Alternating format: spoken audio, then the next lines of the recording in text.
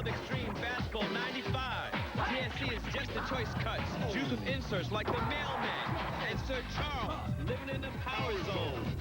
And check out Big Dog and Master. Laser cut on the Bean Team. This ain't no love story, it's Reggie versus Stark, Kenny versus Penny. They're going nose to nose, they're nemesis. Top Stadium Club, Julius Math and Info. Solid snap and slamming subsets. It's basketball in extreme.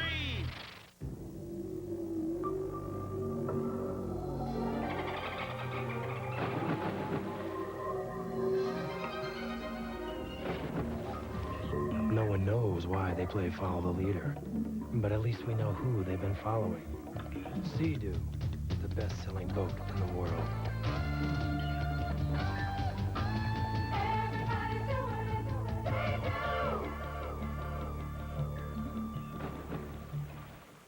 It's not just a Saturday, it's a pretty special Saturday on NBC. The night starts out with a pretty loony, pretty special Man About You. I'm going to say a word. You say the first thing that comes into your mind. Oh, just shoot me now. Then, I want the fairy tale. Julia Roberts, Richard Gere, and Jason Alexander in Pretty Woman. It's a pretty special Saturday, NBC tonight. He's not only the other guard on the Bulls, he's the other Harper in this series. The Bulls' Ron Harper, who ironically was compared by some to Michael Jordan when he came out of Miami of Ohio. Ron Harper was a very fine scorer his first 8 years in the league. He averaged over 19 a game with the Cavs and the Clippers. Then he became a Bull last year. Michael Jordan returned and Harper's role changed. The numbers are no longer gaudy, but now Ron Harper is playing meaningful games in May. Peter Bessie spoke with him. Last year made me a very strong man. From North Carolina, number 45, Michael Jordan. When he comes back, MJ, me, MJ. If I was a coach, I'd pick MJ too. And so it was his show. After signing a $19 million deal with the Bulls last season, Ron Harper became the best-paid 12th man in basketball. 1 year later, the man they once called the next Michael Jordan starts next to his airness. Everybody wants to score points. I love to score points. I came into this league, I could score points. I wouldn't mind scoring points again. But in order to fit on a championship team, a team that has a chance, everybody must know what their basketball role is, I think. And I know on this basketball team what they asked me to do. Challenged by a speech impediment, Ron Harper has had to overcome many frustrations on and off the court, but none more powerful than those he faced in the schoolyard. They will laugh at me every day, say things to me, everything. I think that was the hard part in all ages. That there was the hard part. Even later in high school and doing then, they would say stuff. You know, what would they say? Ron Harper, he can't talk, he can't speak, he can't do this and that. I read somewhere where you said you were so inhibited that the only two words that you would say when you were young is hello and goodbye to these kids. Well, yes. Because once you are a kid and everybody laugh at you, it's a thing that you just don't say anything. It's a thing where you just go and if you're there, you say hi and you just leave. Did you totally withdraw? Did you no. lash out at them? I said, well, if they laugh at me now, after we get some age and we step on that, you know, anything I can do good, I will just eat the kids up then. So you take it out on the court? I played all sports. I was good in all sports. So I was like, that's fine with me. There were plenty of obstacles in the NBA. Run out of Cleveland after being accused of running with the wrong crowd, Harper was exiled to the Clippers. Free agency couldn't come soon enough for him. It was a team that didn't have a chance. It was just long seasons. And you said at that time, or actually at the end of your Clipper career, you know what I'm getting at. I was in jail. Right, that you were in jail. And here you are, Ron, making $4 million a year. How much sympathy did you want us to have? You can't buy happiness. You can't buy happiness. I don't care how much money I make. I was playing with guys who didn't love the game, who didn't come to compete every day on the basketball court. This is a team sport. I had guys who just cared about myself. That wasn't no fun to me. Would you have given up money to go? Oh, I told them, if y'all could do a deal underneath any cap, I would take a pay cut and get out of here. No doubt. Ron, last year, 12th man at times, your first year with the Bulls. This year, vital contributor. How good do you have it right now? Now it's like you playing on the Bulls. It's a win every night. It's a win. Well, Doc, Ron Harper has been in the league now for 10 years. He was arriving just as you were departing. Hey, Bob, I'll tell you, you guys don't notice, but he might have been the guy who pushed me out of the league. His rookie year, he came into Philadelphia one time, did a pirouette when I tried to steal the ball from him and laid it high off the glass. Quite embarrassing. And then about 3 plays later, he goes down the lane. I tried to elevate to block the shot. He goes up a little bit higher, dunks it on me. Made the doc think that maybe it was time to move on and let the young guys take over. No respect. I thought it was something I wrote, Doc. Well, it could have been that as well, but then he'd have to get in line. Speaking of which, it's interesting you should do this interview with Harper because the last few years you were really tough on him. That's because, Bob, his attitude was definitely questionable at the end of his Clipper career. He would be late for practices. He would take off games with bogus injuries. And then when he joined the Bulls that first year, he did not work out coming into that season. So for all intents and purposes, he was not healthy, not in physical condition for the first year. But I applaud him. He's definitely got a grip on reality. He's turned his life and his game around. And it always helps when you're with the best team in the world. The influences there are a whole lot better. Coming up, those Bulls look to remain perfect in the postseason as they meet the Knicks in Game 3. Marv Albert and Matt Guokas have the call from the Garden. Then Game 3 of the San Antonio-Utah series, Greg Gumbel and Bill Walton will be on hand from the Delta Center. The NBA playoffs continue on NBC after these messages from your local station. Monday, just 2 more before the final Fresh Prince. But first, most people are intimidated by me. The boys try to hustle William Shatner. Let go of the stick. But a trip to the dentist gets them better acquainted. Spock, is that you? Then, in the house, has Marion's worst nightmare finally come true? All new Fresh Prince and In the House, NBC Monday. Went to the Saturn retailer and got a used Saturn. A used Jeep. A convertible. Actually, it's a Honda. Dodge Caravan. We were surprised that they had used cars. Seriously. They treated me like I was buying a new Saturn. They really do. They revolutionized the way of buying a car. They checked out 150 different things. Most car dealers wouldn't do that. There was no pressure. The vultures weren't swooping at the Saturn dealer. They're like real people. They were pleasant, honest, straightforward, And fair. I'm on a first-name basis with them. I bought my used Saturn from Rodney. Ron. Lou. Charles. It was Dave. He's the first salesman I've ever trusted. How are you feeling today, Mookie? At Children's, we're a leader in more than 30 pediatric specialties. Two sides do not hurt. We also speak kid. Now in Chicago in suburban locations. No, right here.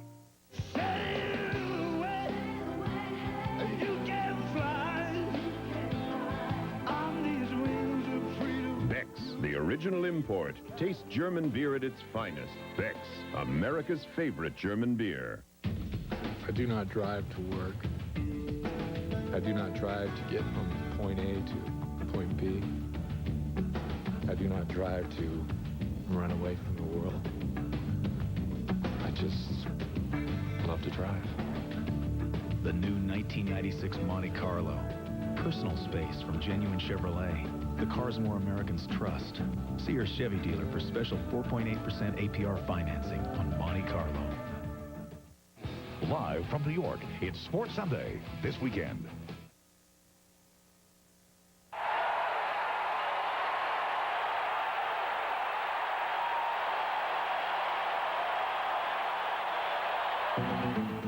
The concept may be team. In reality, it's the individual. Patrick Ewing, New York's backbone, hailed in the best of times, held responsible for the worst of times. His career, his life, forever knotted to one man, Michael Jordan. With younger hands, Ewing once gripped a national championship, a title torn loose in the final second by Jordan. They've stood eye to eye ever since. Two individuals, each taller than his team, meeting year after year in the playoff hunt. And each time, Michael Jordan has proven himself the better man. 3 NBA crowns. Ewing has none. Today, Ewing still chases the man who's always been more than his equal. The concept is team. New York's fate rests with the individual.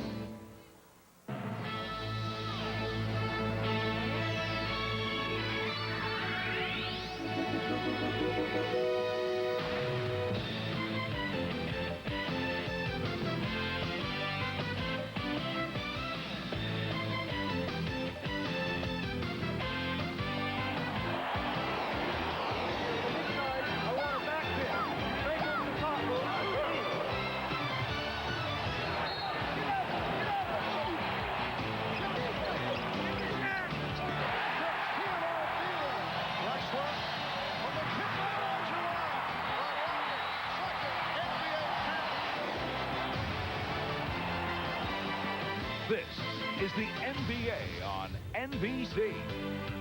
The 1996 NBA playoffs.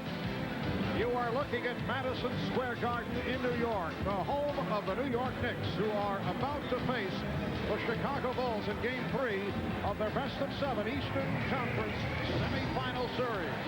The Bulls up 2 games to nothing, so the Knicks are looking at a desperation situation this afternoon. Hi, everybody. I'm Marv Albert, along with Matt Dukas. And Matt, aside from Michael Jordan, the Chicago Bulls just have not done it at the offensive end, but defensively, it has been a different story. Well, Chicago's the best defensive team in the league and outstanding at forcing turnovers. Even when you think you have a rebound, Michael Jordan is always lurking for the steal, the flick, and Ron Harper with the stick back. And John Starks dribbling into trouble, stripped by Jordan, and that starts the quick strike play for Scottie Pippen. Those turnovers and the 44 points they've generated, a huge factor in the first 2 games of this series. Now, to some degree, the Knicks have been careless with the ball, but you have to give a lot of credit to the Chicago defense. And in games 1 and 2 of the series, a similar scenario. The Knicks able to hang in going to the 4th quarter, but in the 4th quarter, different story. They have died. Well, no awards for being in the game after 3 quarters, but a big reason for the ray of hope, the production of Patrick Ewing. His scoring and rebounding has kept New York in the hunt, but come the 4th quarter, Patrick has been silent, just 3 points total. And for the Knicks to take care of business on their home floor, Patrick and company will have to play well the whole game. And suddenly, injuries are a major concern for the Bulls. For more on that, let's check in with Jim Gray. All right, thank you very much, Marv. Well, Tony Kukoc is not here, and he will not play this weekend. He left practice yesterday with back spasms and was hospitalized overnight.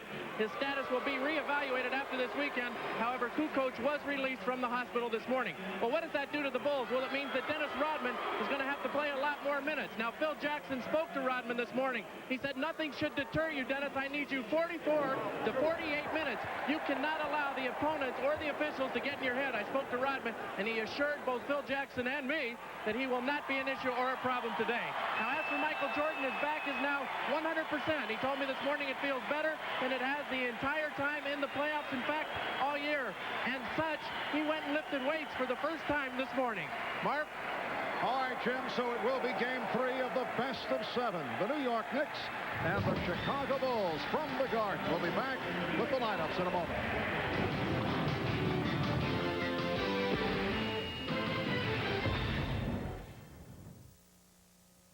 You followed 1,000 players here. 1,000 more will follow you. Maybe someone will listen. Maybe someone will hear.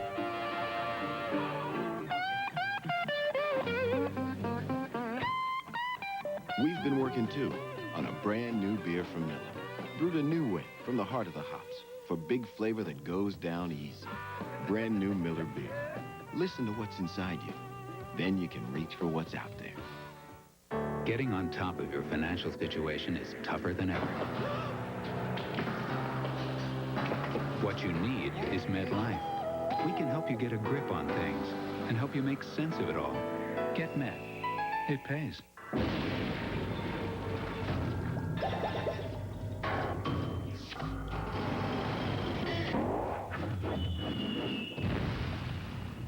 petroleum. The ultimate defense against weather. These days, you're working harder than ever. You need a truck that does, too. Don't move. Introducing the all-new 1997 Ford F-150.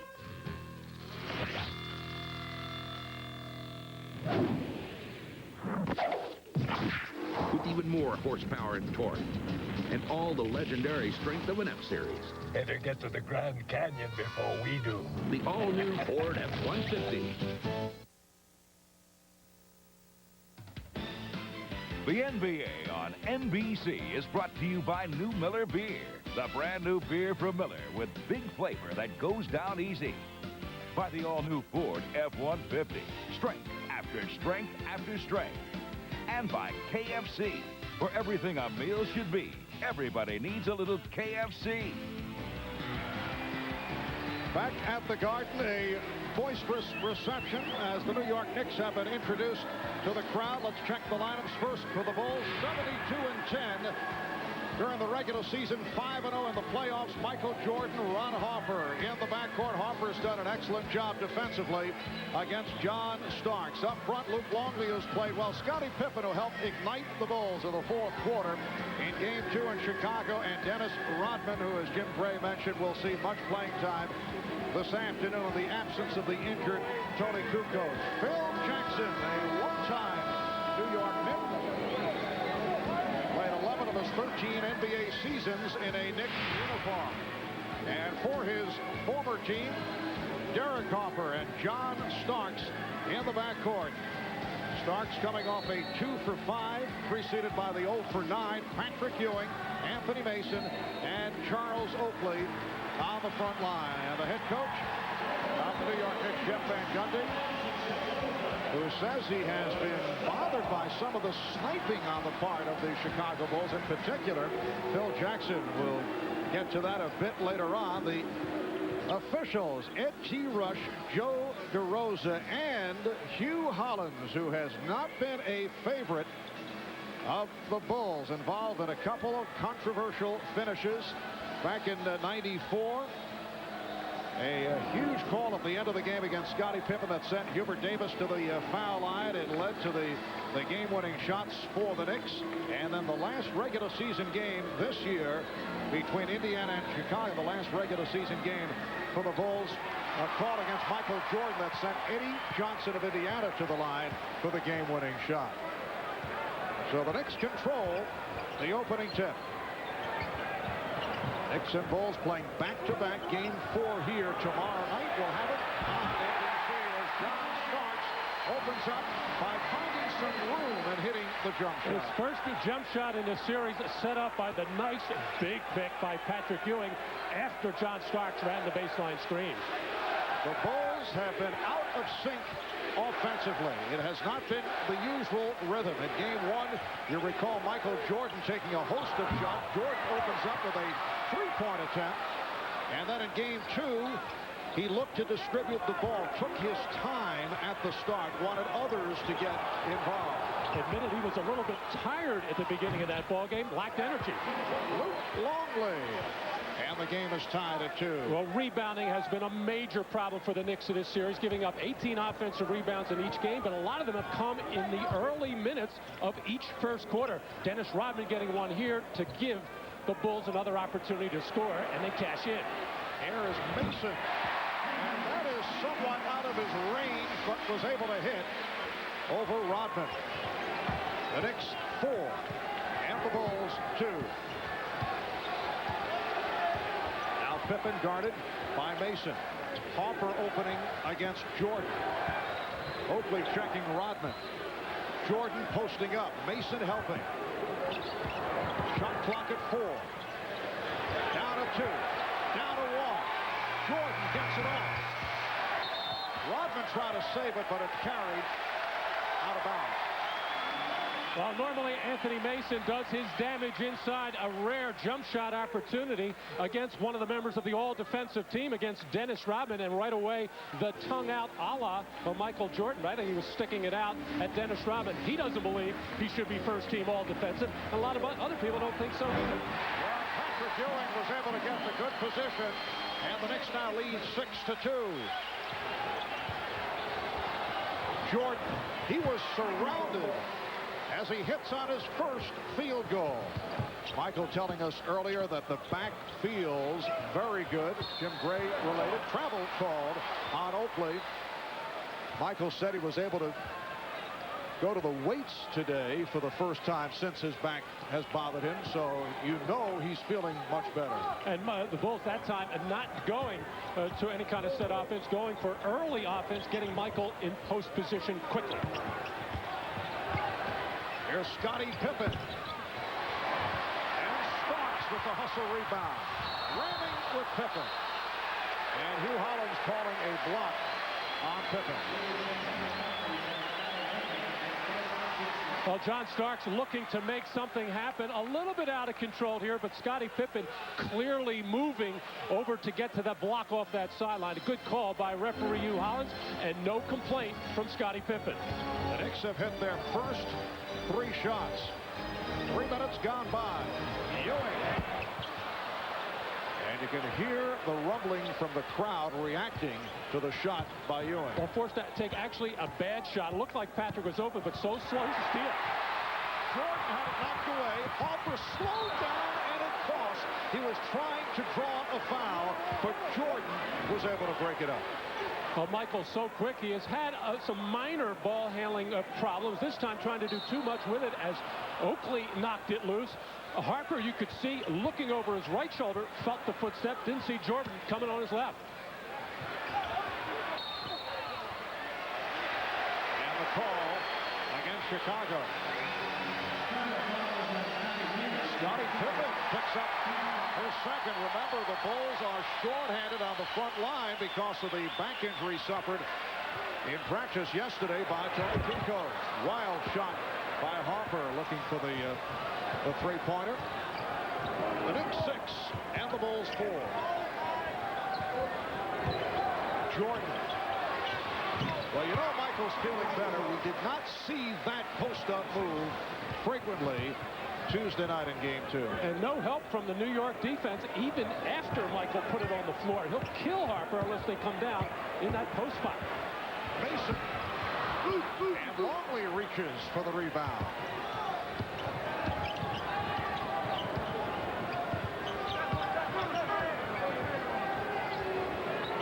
Here is Jordan.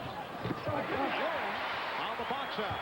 The game tied at 6 with 4 minutes gone by. Longley from deep. Starks knocking it away. And it will be Chicago back in possession. Well, the Bulls coming into this game without Tony Kukoc. Know they're going to struggle for some offense while they have the mismatch size-wise with the Jordan inside on Ron Harper. I should say Derek Harper. They're going to it almost exclusively. You mentioned that the Bulls looking for Kukoc for offense. Of course, he was not providing that offense, but the threat always there that he would break out. But his shooting was off. Harper, air ball, handled by the Knicks' Derek Harper.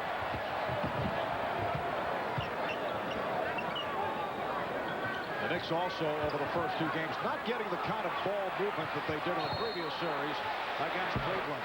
Won't count. Longley committing the foul before the shot attempt. In that Cleveland series, the reason they were getting such good ball movement and open shots was anytime Patrick Ewing made a move inside, he drew the double team, and he gave the ball up quickly, which gave John Starks in particular a lot of good looks. I'm surprised the Knicks haven't gone back to John getting the first field goal of the game and looked sharp. Haven't gone no since. Ewing on the ball fake. Finds Starks for 3. Starks has hit on his first 2 attempts. The Knicks 9, the Bulls 6. Jordan. And the Knicks want to run. Mason. For Oakley. Well, the Bulls able to get back. Knicks are not a good transition team. And a couple of times now where Oakley has touched the ball in transition. Very tentative, very unsure with what to do. He should just pass it. Timeout is taken by Phil Jackson with 6:36 to go in this opening quarter. The Knicks with a 9-6 lead. Good look by Ewing, finding Starks, in three-point territory, and John Starks able to connect on his first three-pointer of the series.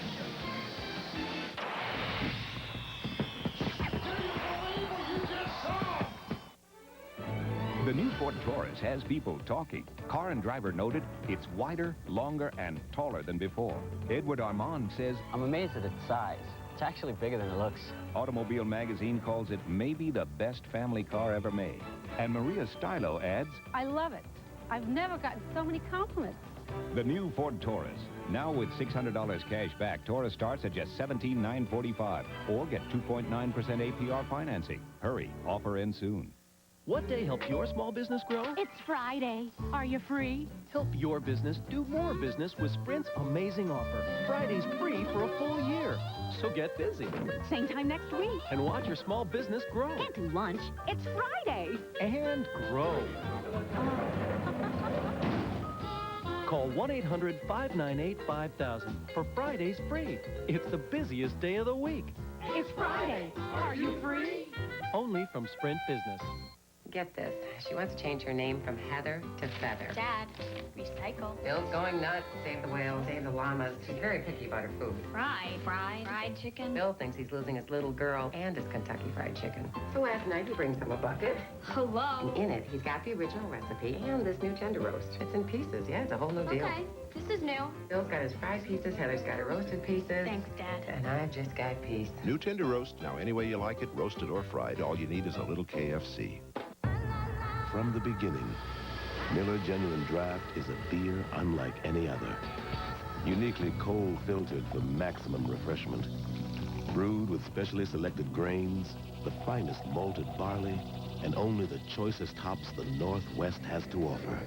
Miller Genuine Draft. Always smooth, always refreshing, beginning to end. Cold filtered Miller Genuine Draft. Stay cool. Well, over the first two games of this series, John Starks has had a difficult time. He told us yesterday that he must get back to his fired up, on the edge mentality. Oh, no question. You know, I seem to get myself more involved in the game, and of course my teammates seem to follow the lead. You know, I'm going to be excited. I'm going to go out there and just play and have fun. You know, that's the game of basketball is all about. You know, as people want me to calm down, but we can't do that, you know, because you lose energy. And in the playoffs, you have to have a lot of energy and come with a lot of emotion in order to sustain a 48-minute ball game. And you saw the energy of Starks pushing it down to set up the layup. And the Knicks now lead 11-6. We're halfway through the first quarter. Marv Albert, Matt Dukas, Jim Gray for Ahmad Rashad. And the ball back to the Knicks. But John Starks also has to play under control. That means take good shots, make good basketball plays, and he made one there on the fast break, making sure he had the pass receiver Pippen. With Scottie Pippen with 2 fouls, it looked like the Knicks want to go inside against him. When Pippen was guarding Anthony Mason, it was a good matchup for New York. Charles Oakley, who's having some words right now with Ron Harper, discussing the way the start of this game has gone. But Charles Oakley is not a comfortable low-post player, but I think the Knicks have to explore it to try to get the third on Pippen. And Ron Harper just picked up the foul. The 5-point Knick lead represents the biggest lead they've had this series. The Knicks 11 and the Bulls 6. Nice pass from Ewing. Mason. Rebound Mason. So the Knicks, during the regular season, the worst club in the league in the department of offensive rebounding, able to convert on the offensive glass. So far, Chicago looks flat-footed at both ends of the floor. Scottie Pippen off. Here comes Starks.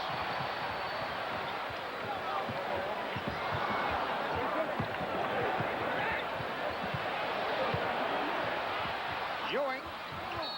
And he drew the foul. He was very fortunate putting the ball on the floor. He lost the handle, but the foul called on Longley to bail him out. Now Scottie Pippen going in with the left hand a little bit out of control. Collision with Oakley. Too far underneath the basket, but the hard elbow by Charles Oakley on his way to go back the other end. All the officials were looking the other way.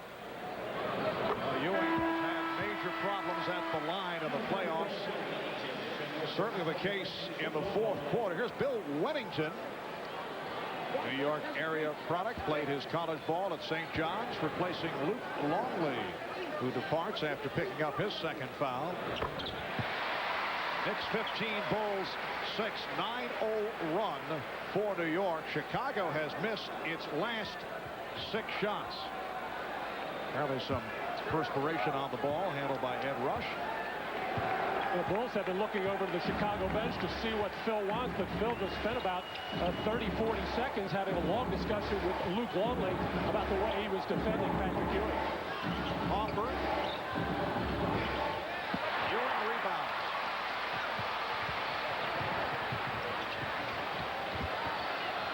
Nice pass from Stark. The Knicks ball movement has been superb, and they now lead 17-6. Chicago wants to talk it over.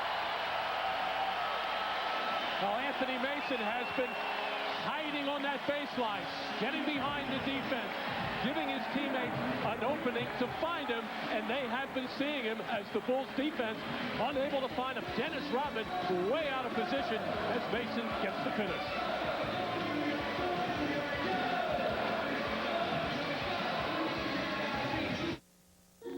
Some people say I've got too much on my mind.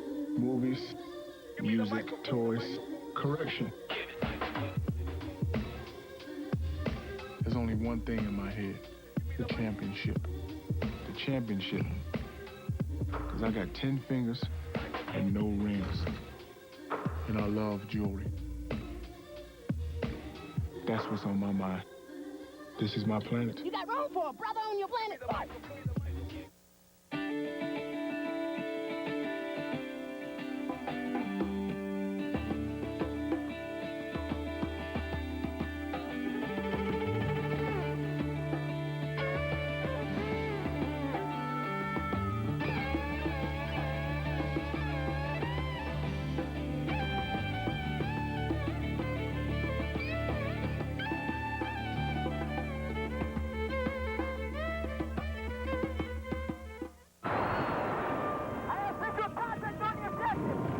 This is for Mr. Blanchard, who told me to make something of myself. For Miss Miller, who never let me settle for a seat. For my parents, who believe in my dreams. For myself, for my future. Be all that you can be. The loads are getting heavier, and the stumps are just getting more stubborn. You're working harder than ever. You need a truck that does, too. Meet the all-new 1997 Ford F-150. Our new Triton V8 cranks out even more power and torque. Our V6 out-muscles every standard truck engine in its class. And the first scheduled tune-up's 100,000 miles away. After all, the road's not getting any shorter.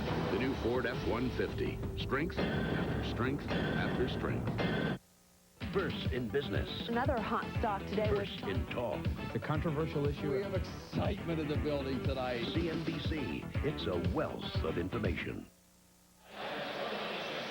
Well, playoff defense is physical. Patrick Ewing saying, not in my house. You cannot come across the lane, and that's what you got to do. Get in the path and force the man out. And no, you are not going to the offensive boards this time, says Charles Oakley, as he gets the elbow up into the chest of Dennis Rodman. The Bulls have gone 4 minutes without scoring. 0 for 7 from the field. Both these teams have gone through drought periods over the first 2 games. Bulls missing their last 7 shots. Here's Starks with the steal. And a little extra provided by John Starks as the Knicks now lead 19-6. A 13-0 run by New York. Well, the Bulls offense is not a motion offense, but it does require ball movement and flare movement. And so far, Chicago basically standing around. That lets the Knicks get in passing lane. Michael Jordan ends the Knick run. So Jordan, 3 of 7. He has 6 points. The Knicks 19 and the Bulls 8. Ewing and Wennington getting involved. And again, the foul against Chicago. That's number 1 on Wennington. Patrick Ewing trying to set up down low, and Bill Wennington trying to do the same thing that Patrick Ewing did a little bit earlier, making the bump. Make it out high so the offensive player can't get good post position. The Knicks suffer with their offense because a lot of it is so stationary. One of the reasons why they are not a good offensive rebounding team, and one of the good reasons why Chicago is normally one of the best offensive rebounding teams, besides Dennis Rodman, is they get a lot of movement, a lot of action, and it's tougher to get your defensive body on the offensive rebound. And in the personal foul department, 6 calls against Chicago, none against the Knicks. The Bulls are over the limit. George with a pretty move. And he'll go to the line. And that is the first foul called on the Knicks. The Bulls had gone 4 minutes and 29 seconds between points before George a moment ago was able to hit. And now Michael will shoot 2. And referee Hugh Hollins underneath the basket talking to both Charles Oakley and Dennis Rodman, telling them that's enough. I'm not going to take any more of it. He's talking about the jawing and the complaining that's going on and the physical nature of their play. Both of them are going to have to watch it. In particular, Dennis Rodman, because of the absence of Tony Kukoc. As Phil said before the game, he's expecting somewhere in the neighborhood of 40 minutes and 40 minutes of composure from Dennis Rodman. Able to take it out of the hands of Ewing.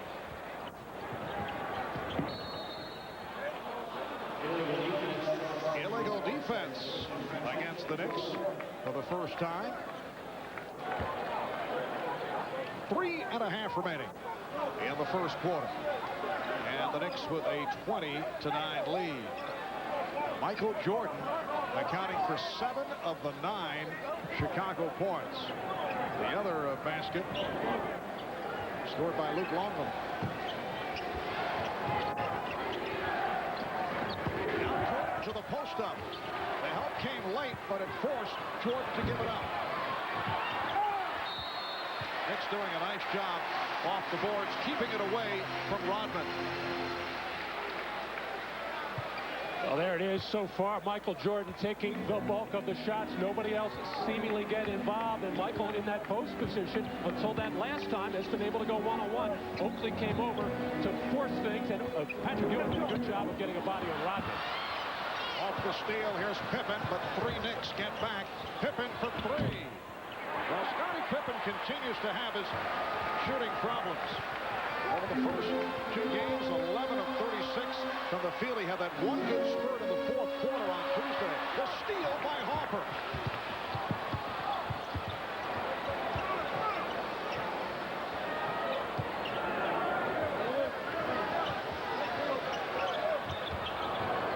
Well, the Knicks defense backing off now, just letting the Bulls throw the ball around the perimeter. They started out the game with some good pressure.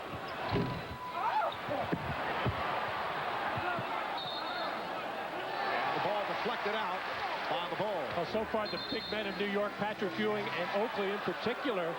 And now a turnover here. The ball's going to go back to Chicago. Now, apparently a change of the call. Okay. Ed Rush overruling the earlier call. But Patrick Ewing, Charles Oakley doing a good job of keeping their body between, whether it's Wennington or Longley, but in particular Dennis Rodman. But where the Knicks are really going to have to get it is from their guards. They have not chipped in the rebounding department. The starting guards, Starks and Harper, only 6 defensive rebounds in the 2 games played. Steve Kerr has come on for the first time, and Charlie Ward, who missed game 2 with a stomach virus, stepping on the floor. Charlie Ward played very well in the previous series against the Cavaliers. Pippen going last. Scottie Pippen with his first field goal. He was 0 for 5. Pass intended for Oakley. It took a hit from Rodman. A hard hit offered up. And a technical foul being called. Hugh Hollins indicating the T on Rodman. Well, the sharp pass from John Starks to Oakley, who felt pressure from behind, and the hard hit by Dennis Rodman. And as Oakley was hit, he flung back an elbow in the face area of Dennis Rodman.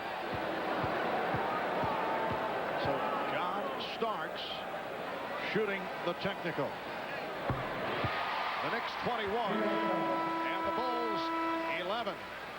Dennis Rodman, Charles Barkley leading the way in this department, followed by Gary Payton, Anthony Mason. Now Pippen will sit down, replaced by Judd Bushler. Well, Scottie Pippen picked up 2 quick personal fouls, looked over to the bench at that point and asked Phil to let him go for a while, which he did. The Knicks did not really take advantage of it by trying to go right at Scottie Pippen to pick up the 3rd. 22nd timeout called by the Knicks. Mason could not find anyone to inbound the ball. 2 minutes, 3 seconds remaining in this first quarter. You see Phil Jackson in a discussion with Dennis Rodman following that technical. Checking out game 1 of the series in Chicago last Sunday. The Bulls winning 91-84. Michael came out shooting 35 shots in all, 44 points. John Starks, though, 0 for 9 from the field, coming off the sensational 3-point shooting in the series against Cleveland. And then game 2 on Tuesday at the United Center. Scottie Pippen with 19 points, did not have the touch, but 9 of the 19 came in the fourth quarter. Dennis Rodman with a 19-rebound performance. And by the way, a slight rebounding edge for the Knicks in this first quarter, 9-5. That's a good sign for New York. And Rodman able to sweep it. Only the 2nd rebound for Dennis. The Knicks lead by 10.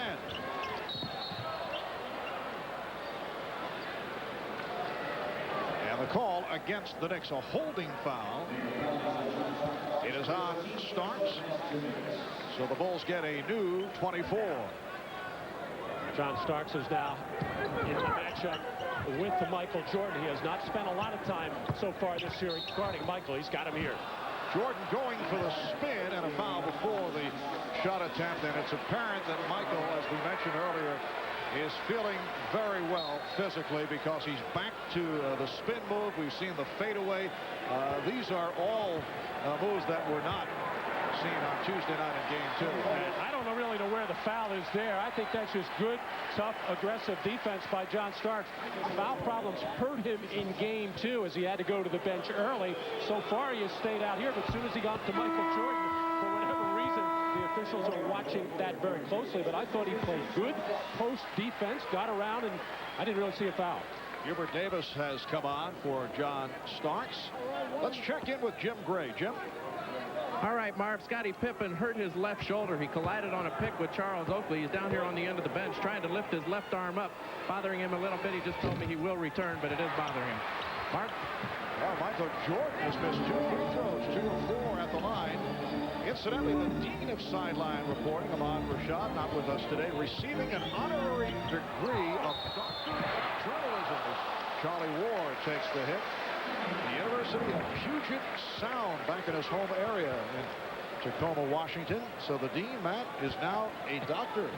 Very impressive in filling in for the Dean, or is it the doctor? Another man of great distinction, Jim Gray. Charlie Ward on the free throw line, unable to play earlier in the series because of a stomach virus, unable to even attend the last game. But Jeff Van Gundy and the Knicks expect a little bit of rebounding help from Charlie Ward as well, because the guards for New York have come up short in that area. The Knicks 23 and the Bulls 12. And some pressure from Ward. Bushler. Jordan. Now guarded by Mason. You recall in game 1, Jeff Van Gundy opened up with Anthony Mason going against Michael Jordan. And this call away from the ball, a hold against the Knicks. So the Knicks over the foul limit. And Bushler to the line. Hubert Davis called for the foul. Judd Bushler in his 6th NBA season. Out of Arizona, getting the playing time here in the early going with Tony Kukoc sidelined by the bad back. So far, the Knicks defense outstanding, holding the Bulls to just 5 for 18 from the field. 28%, but a lot of grabbing and holding off the ball by New York, and the officials are starting to notice it. And here's some pressure by the Bulls. They've been going with soft pressure, particularly when Mason has the ball. Just under 1 minute left in this first quarter.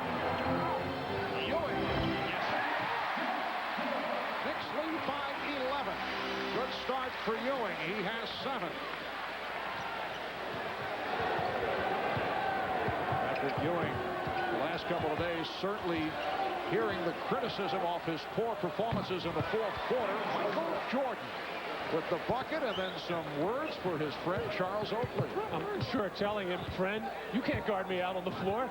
You're fun in your eye. 25-16, Knicks. Mason and Rodman involved in a foul on Mason, applauded by Rodman. Offensive foul called on Mason. Well, Anthony Mason trying to set up shop in the low post, and Dennis Rodman was just acting there. There was no real contact, but just the flailing of the arms and the body, fooling referee Hugh Hollins from behind and getting the favorable whistle. Willie Anderson checks in, and Patrick Ewing will get a rest. 7 points, 4 rebounds for Ewing. Willie Anderson has seen only spot duty since coming over from Toronto late in the season. Bulls setting up for a final shot of this first quarter. Anderson is guarding Jordan. And it looks like Charlie Ward wants to help out. He better not leave Steve Kerr too open. And the foul on Anderson won't count. Foul before the shot attempt. And again, Jordan to the line. Michael Jordan has accounted for 10 of the Bulls' 16 points. Well, the officials are calling it very, very close, and watching the banging of the bodies of the big men on the outside, watching off-the-ball foul. I assume they have been reading the papers as well and keeping up with the way this series is going and making sure they keep this thing under control. A lot of volatile players and personalities out on the floor. And Jordan, 2 of 5 at the line. Early entrance for John Sally. Phil Jackson doing much shuffling here in this first quarter. 5 8/10 seconds to go. 8-point Nick lead. Mason slowed down, able to get it down. Davis won't count. Waved off. So after 1, here at Madison Square Garden, New York, it's the Knicks 25 and the Bulls 17. Jordan with 11 of the 17 Chicago points. The Bulls only 6 of 19 from the field. We'll be back in a moment. There are all kinds of reasons we designed Ford Windstar to be so safe, with over 40 standard safety features, including dual airbags and anti-lock brakes. Reasons it received 5 stars, the highest possible rating in government crash tests, higher than any other minivan. In fact, there are so many reasons we designed Ford Windstar as safe as we did, it's impossible to pick our favorite one. Ford Windstar, now available with $1,000 cash back. You ever notice the face of your kid on the way to McDonald's? His eyes light up. He smiles uncontrollably, and he just gets so happy. Come on, Dad. Some things never change. Now McDonald's has a new kind of burger, the Arch Deluxe, with the taste, toppings, and big size grown-ups love. The new Arch Deluxe, the burger with the grown-up taste, also available with bacon.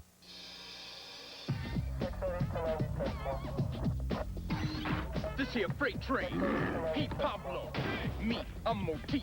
There's only one drink fat enough to quench our thirst, and that's Turbo Sport 7. God, genius! The can's upside down. Don't talk to me like a child. I played Hamlet at Cambridge. Once again, you've ruined my concentration. Excuse me. What's my motivation? When you're thirsty, trust your gut, not some actor. That's it. I am going to my trailer. In racing, there's no margin for error. The crew follows the same procedures every time the car pulls into the pits. It's the same way at Jiffy Lube.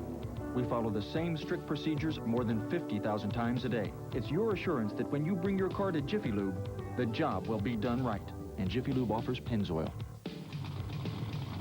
Jiffy Lube, the world's most experienced oil changers. That's why if it doesn't say Jiffy Lube, it just isn't Jiffy Lube. You're watching the NBA on NBC. The 1996 NBA playoffs. Well, there's been a bit of sniping between these two clubs during the course of this series. Exchanges between the coaches, Jeff Van Gundy and Phil Jackson. The incident in Game 2 between assistant coach Jim Clemens of the Bulls and Patrick Ewing. We've talked about all of this with Michael Jordan. I think it's just a mental positioning of coaches trying to get into each other's head and get into the opposite player's head and see if it affects the way that they play. I think it's very important for us not to listen to that. I mean, all the comments and whatever is done on the basketball court is done on the basketball court, and whatever is said in the press is usually for the mental edge going into the next game. So I don't think too many of us are listening to that, and all the criticism is to try to get the referees to think one other way, and others trying to combat what the others is doing. It's more or less a soap opera, really. And Coach Jeff Van Gundy of New York apparently upset with all that talk, but calling it psychobabble and saying, well, when you have number 23 on your team, you can do that talking because he can back it up for you. Scottie Pippen between quarters 1 and 2, taking the ice from trainer Chip Schaefer, apparently icing the shoulder. Scottie Pippen is back on the floor. Dennis Rodman with an air ball and claiming that he was fouled. Knicks are going with a small lineup as Ewing remains on the bench. They have Oakley and Mason as their big men, along with Ward, Anderson, and Davis. Second quarter just underway. Shot clock at 5. Knicks lead by 8 points. Anderson shooting for 3. And rebounded by Ward. Nice pass for Anderson. Charlie Ward provides help off the boards. He can leap and very aggressive. Steve Kerr with a nice move. So the Bulls are within 6. I was watching the Knicks coaching staff where Willie Anderson missed that point-blank layup. They just all grimaced in pain. Those are the kind of field goals that the Knicks have to cash in on, because when you don't, generally what happens at the other end, the other team scores easily. Oakley set up by Ward. Well, the Knicks upset with the high number of layups that they missed in Game 2. Pippen off the ball fake. Stolen by Ward. Charlie Ward. And the Knicks now lead 29-19. Careless pass by Scottie Pippen, jumping in the air and just laying it out. And the Knicks much quicker on their feet than the Bulls so far this afternoon. 2 minutes gone by in the second. Here's Pippen. Scottie Pippen going high off glass, and the Knicks now lead by 8 for Pippen, only his second field goal. And you really don't, if you're New York, you don't mind that shot because it was a challenge shot by Anthony Mason. He actually forced Scottie to adjust it, but he was lucky enough to get it off the glass up and in. Open shot for Anderson, way off, but converted by Oakley. The Knicks led by as many as 13. They had a 19-6 edge at one point. They are now up by 10, 31-21. And Rodman playing the post. Dennis Rodman. Well, Michael Jordan told us before the game that Dennis has to be an offensive threat. They don't expect a lot of production, but they expect him to at least be a threat other than on the offensive glass. But you don't see Dennis Rodman making post moves like that very often. Rodman is an excellent passer out of the post. That time he was able to go glass off the spin.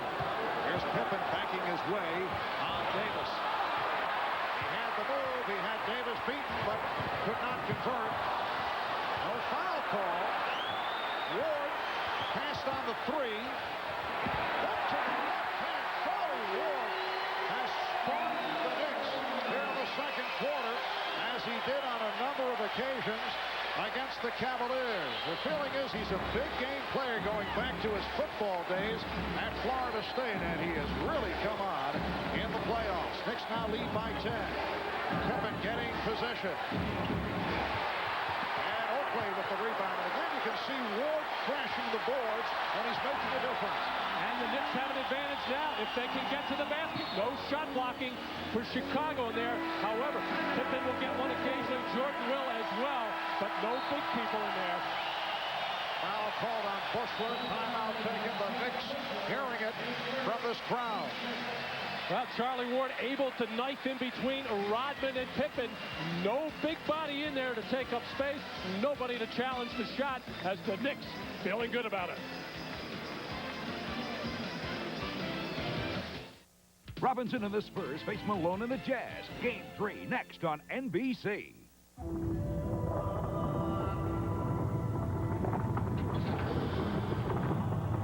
All great cars are built from the ground up. But to build something truly extraordinary, we had to dig a little deeper. Introducing the new Acura CL Coupe. Further proof that luxury doesn't have to be boring. People say in the town of Flatwoods, the most exciting thing to do is sit around and watch the paint dry, especially when it's Behr Premium Plus, only from Home Depot. It's going on so smoothly. Nice color. It's 100% acrylic. It's like putting a plastic shell on your house. And since Behr has a 15-year guarantee, these people know they won't be seeing this much excitement again for quite a while. Behr Premium Plus, the premium paint with a Home Depot price. If you passionately believe in what you're doing, you can achieve almost anything in life. We can have an idea in the bath in the morning and have it up and working by the afternoon. We like to think of Virgin as a flexible company, and I think American Express is very flexible as well. You can use the card to buy a CD, or you can use it to go off and travel around the world.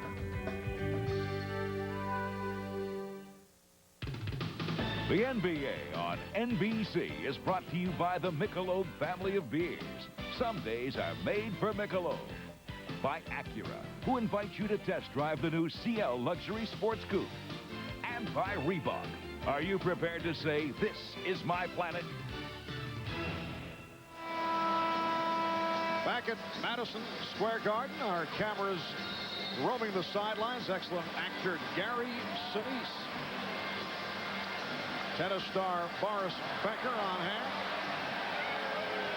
Billy Baldwin in his Knick uniform. His official John Starks jersey, always on hand, along with China Phillips, his wife. There's Gene Siskel making his way from Chicago and hearing the boos from the crowd. And Woody Allen always on hand. Soon Yi. Well, big keys for the Knicks and why they have a 10-point lead is that they have controlled the backboards 15-8, only giving up 2 offensive rebounds to Chicago so far. They have turned it over 5 times, the Knicks have, but have only given up 3 points off those 5 turnovers. Post-up move by Mason, and the rebound is handled by Rodman. That's 4 rebounds for Rodman. You see what the Knicks are able to do down low. This very unusual for the Knicks in particular against Chicago. Knicks lead by 10. Pippen with a nice move. Scottie Pippen able to get inside with the floater. Well, the Bulls have made a conscious effort since Scottie Pippen came back into this ballgame to get him involved offensively. Chicago knows they're going to need offensive punch, especially without Tony Kukoc. Even though Kukoc was not a scoring factor in the first 2 games, he gives the Bulls so much versatility at the offensive end with his playmaking ability. Now Jordan guarded by Anderson. He has seen a number of looks here today. Jordan with the spin. Oh, what a move by Michael Jordan. It appeared that Willie Anderson had played him well. An unfair look there. Just a move that got Willie Anderson moving towards the baseline, and he almost broke his ankles on that play as Jordan able to shake free. Scottie Pippen cutting across the lane in the triangle offense for the easy lay-in, and then Jordan working hard against Willie Anderson, and a little move to the baseline, and that shook him free from Willie Anderson.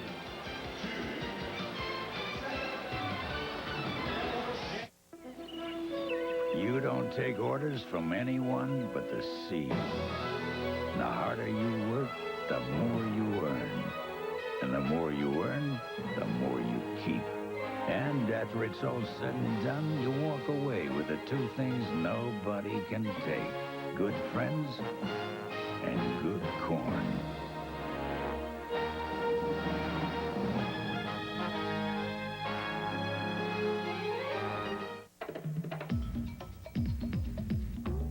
Inside, every person who needs a minivan is someone who swore they'd never buy one. For that someone, Honda created Odyssey, with 4 doors and a fold-away third seat. It's the minivan for people who deep down inside aren't minivan people. Odyssey, the Honda of minivans.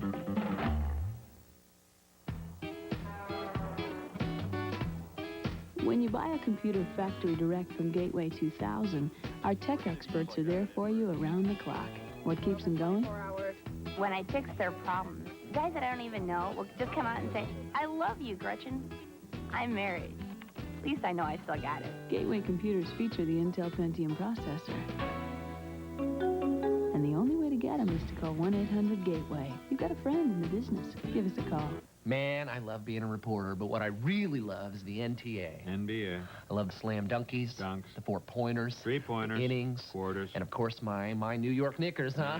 Knicks, and my favorite players, Michael Borman, Jordan, Edward Manditsky, Patrick Ewing, the NTA. NBA. Oh, I like this game. You love this game. Right.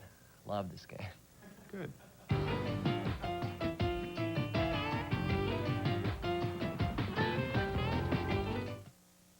Raise your spirits, and raise a toast to host Christine Baranski. She's got the cure. Saturday Night Live makes you feel good all over. Patrick Ewing making his way back onto the floor. Now, Jeff Van Gundy sat about 5 minutes and 20 seconds. Is that a move by Jeff looking ahead, perhaps seeking a well-rested Ewing for the fourth quarter? There you see Patrick's coach at Georgetown, John Thompson, who takes in as many games as he can, featuring his former players. I think it is a move by Jeff to try to keep Patrick Ewing as fresh as possible throughout the game, in particular come the fourth quarter. I don't think he's thinking at all about the back-to-back situation with the game today and tomorrow late afternoon. Scottie Pippen with the steal on the deflection. The Knicks have led by as many as 13. It's down to a 6-point lead. And a hat called on Mason. Jordan anticipating the foul and applauded the call by Ed Rush. Well, Michael had complained bitterly during Game 2. He felt that Derek Harper was ticking him on the elbow on many of his jump shots and not getting the call. This time, Michael bailed out by Anthony Mason because Michael was never really sure with the basketball. Was having trouble gathering on his way up for the jump shot and put up what looked like was going to be a weak shot. And then Anthony Mason, not on the elbow, that was more along the arm there. And Ed Rush, the slot official over on the right side, clearly saw it. Mason sitting down. So Jordan is now 5 of 8 at the line. It's a 4-point Knick lead. Derek Harper is back. Oakley, Ewing, Anderson up front with Harper and Starks at the guards. Miscommunication, and the ball back to Chicago. Ron Harper has returned, as has Luke Longley. Starks over to strip Jordan.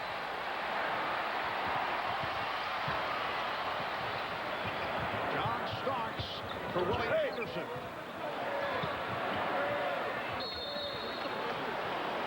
And a 3-second violation. Willie Anderson thought John Starks was going to shoot the ball, but I really like the way John is playing so far in this ballgame. Very aggressive, attacking the basket, making the proper pass, and not forcing any shots. Pippen trying to set up Rodman, not expecting the pass.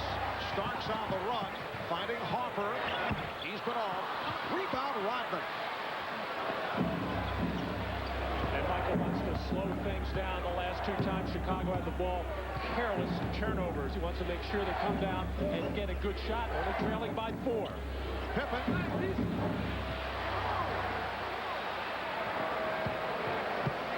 Knicks have picked up the shooting, though, in the second quarter after the poor shooting effort. 6 of 19 in the first quarter. Lee Anderson with the set. And the foul. Anderson going at Luke Longley. And that is 3 on the Chicago center.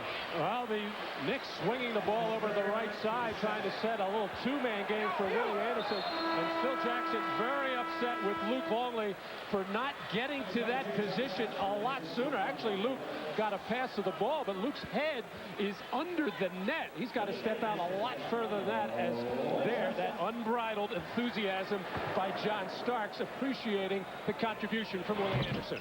Willie Anderson getting the playing time today. He was acquired from Toronto, was averaging 12 a game for the Raptors following his 7 years with San Antonio, an injury-hit career as a member of the Spurs. 6-point Knick lead, 5 minutes to go, first half.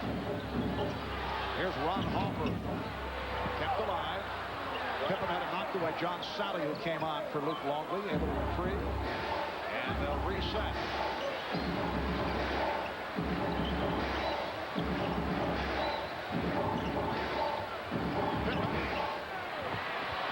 Rebounded by Oakland. So Pippen is now 3 for 12 from the field.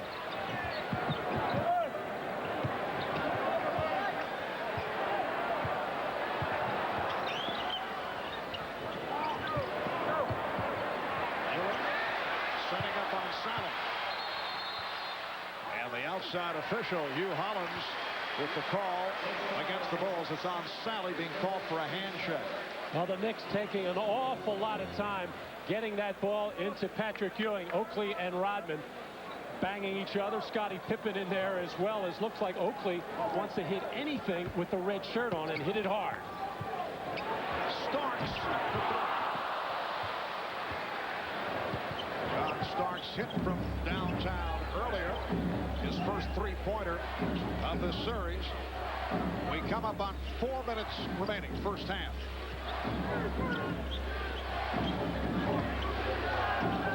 Jordan, yes. Michael Jordan brings the Bulls within 4. Jordan has 17 of Chicago's 31 points. Anderson cutting, did not handle the pass. And last touch by the Knicks.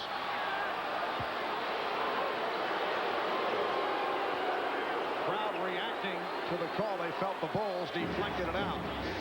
Phil Jackson now has Ron Harper, Michael Jordan in the backcourt, John Sally, Dennis Rodman, and Scottie Pippen up front. Well, the thing that has to worry Jeff Van Gundy and the Knicks is they have played very strong, tough basketball. The Bulls have not, yet Chicago only down 4. Make it 2 as Jordan adds a couple more. He now has 19. Here's some light pressure that forced Derek Harper to back it up. Harper got the step. And Rodman hit from behind by Oakley.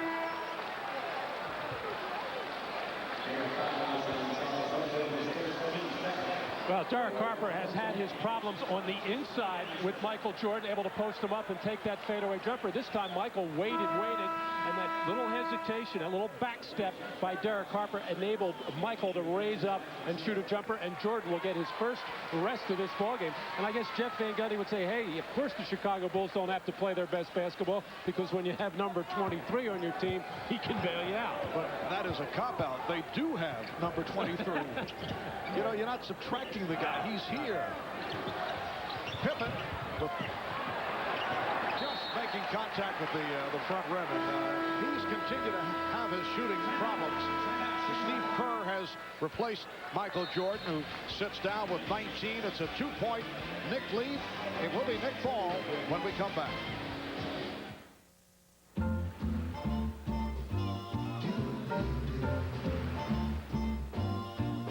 Somewhere beyond the sea, somewhere waiting for me. Your turn, man.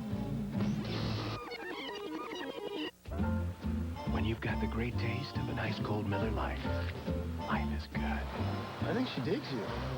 Really? No. Beyond the sea, Now you can launch your business into cyberspace. With a new toll-free 888 number from AT&T. It gives you all the benefits of an 800 number and a free listing on the internet. where millions of customers can find your number, check out your homepage, and order your products.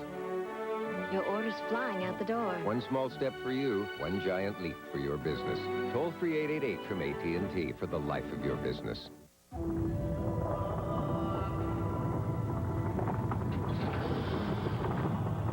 All great cars are built from the ground up. But to build something truly extraordinary, we had to dig a little deeper. Introducing the new Acura CL Coupe. Further proof that luxury doesn't have to be boring. The blockbuster motion picture comes to NBC. Tom Cruise, Jack Nicholson, Demi Moore, Kevin Bacon, Kiefer Sutherland, Kevin Pollak, and Noah Wyle. You want I want the truth. You can't handle the truth. A Few Good Men. Sunday at an early time, 8/7 Central on NBC. And coming up on the Prudential Halftime Report, we'll hear from Charles Smith, the guy who started this year with the Knicks, but is now a starter for the San Antonio Spurs. His team plays the Utah Jazz in Game 2 today. That series is tied at 1 apiece. We'll also hear from Julius Erving and Peter Bessie on the first half of the Bulls and Knicks. New York now leads it by 2 as we go back to Marv, Matt, and Jim. Thank you, Bob. Bulls in the midst of a 10-2 run. 2 minutes and 55 seconds remaining in the first half. Michael Jordan getting his first rest of the afternoon. He has accounted for 58% of the Bulls' points, and as I say that, he checks back in. Michael, 7 of 12 from the field, 5 of 8 from the line for 19 points. All 7 field goals have been jump shots. And once again, the absence of Tony Kukoc will precipitate the fact that Michael will have to play more minutes, as well as Scottie Pippen and Dennis Rodman, and it has broken up the normal rotation for Phil Jackson. Dennis Rodman is playing all the way. Derek Hopper, 0 for 3 for the field. Good play by Mason. Mason with the steal.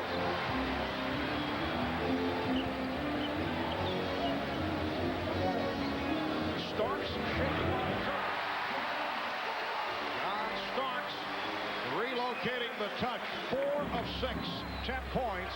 The Knicks 37, the Bulls 33. And the way John has shot the ball the way that he is playing, the Knicks should have, at least in this first half, found more scoring opportunities for John. Shot clock down to 5.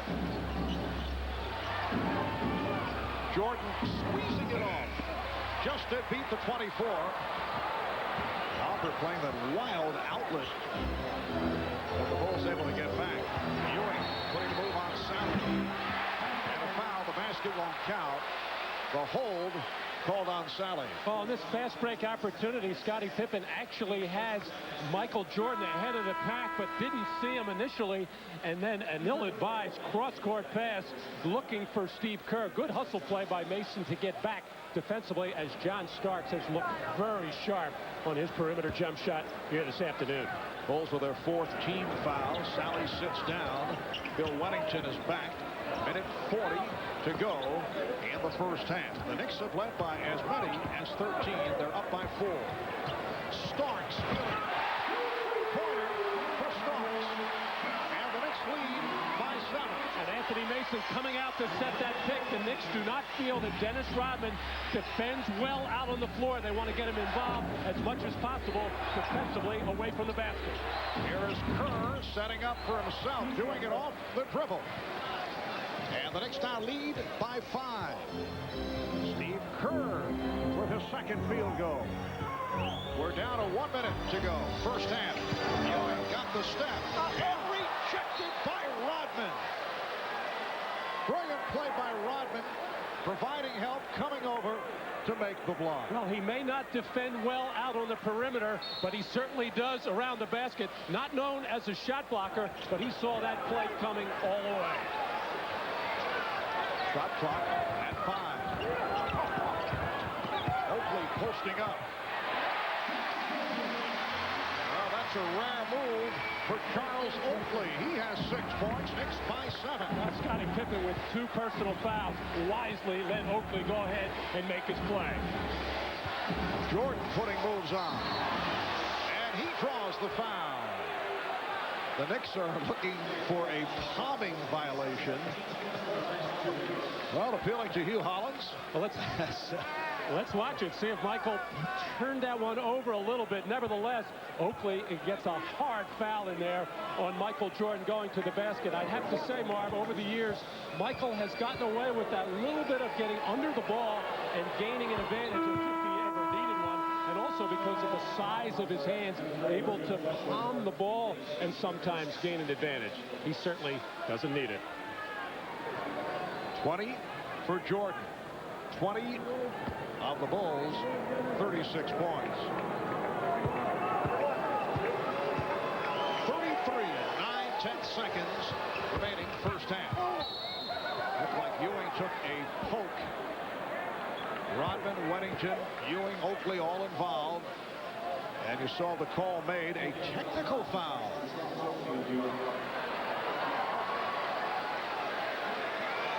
Ewing taking a shot at the side of the face, right near the right eye, as a technical was called on Charles Oakley. Apparently the shot that Ewing took in aftermath to the involvement of Oakley, and Jordan will shoot the tee.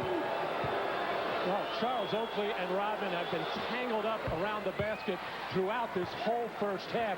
But I also think Dennis Rodman taking exception to the fact that he felt that was an extra hard foul by Oakley on Michael Jordan on the play before, and actually it was Oakley pushing Rodman in to Patrick Ewing. Pressure on Starks. He's able to keep the dribble alive. Very fortunate. Off the double team by the Bulls. 10 on the shot clock. Down to 15 seconds remaining of the half. 5 on the shot clock. Hopper. And a loose ball foul against the Bulls. Well, on the free throw attempt and make by Michael Jordan, Oakley and Rodman pushing each other, and Rodman pushed in to the side of the face by Patrick Ewing as Dennis Rodman felt the effects of that. And at the other end of the floor, Charles Oakley working against 3 Chicago Bulls in trying to get to the offensive glass. And he has been extremely physical in this first half, just banging away at everybody in sight. Oakley's done the job off the boards with 7 rebounds. Scottie Pippen back, Bill Weddington departing. Let's check in with Jim Gray, who was very close to what took place just a moment ago at the other end of the floor. There's Patrick Ewing headed back to the Knicks locker room with 10 seconds to go in the half. Let's go to Jim. Marvel, Charles Oakley came over to the bench and told Scottie Pippen, quit crying. All you do is cry. So John Sally said, hey, it's me too. He says, well, all of you guys are a bunch of crybabies. Why don't you get out here on the court and just play? And he said, hey, we're up 2-0. Who's playing? Marv? Jim getting right into the scene as the sniping continues. Final seconds of the half. Well, the Knicks led by as many as 13. They're up by 5 at halftime as they desperately look to hang on to this best of 7 series, trailing 2-0 coming into today. 43-38 Knicks. Michael Jordan leading the way with 22 points. Bob of the Prudential halftime report in a moment.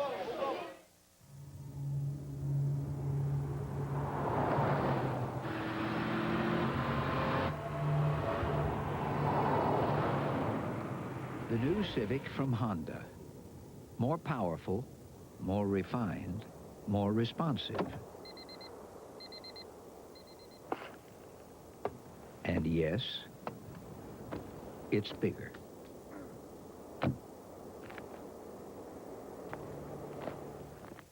Pizza Hut, your triple deckeroni pizza. Shh, baby.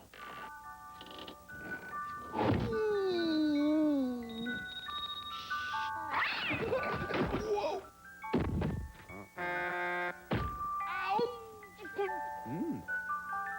Wow! What a pizza! New Pizza Hut Triple Deckeroni Pizza. 90 pepperoni pieces, 6 cheeses, 2 crusts, 1 hellacious taste.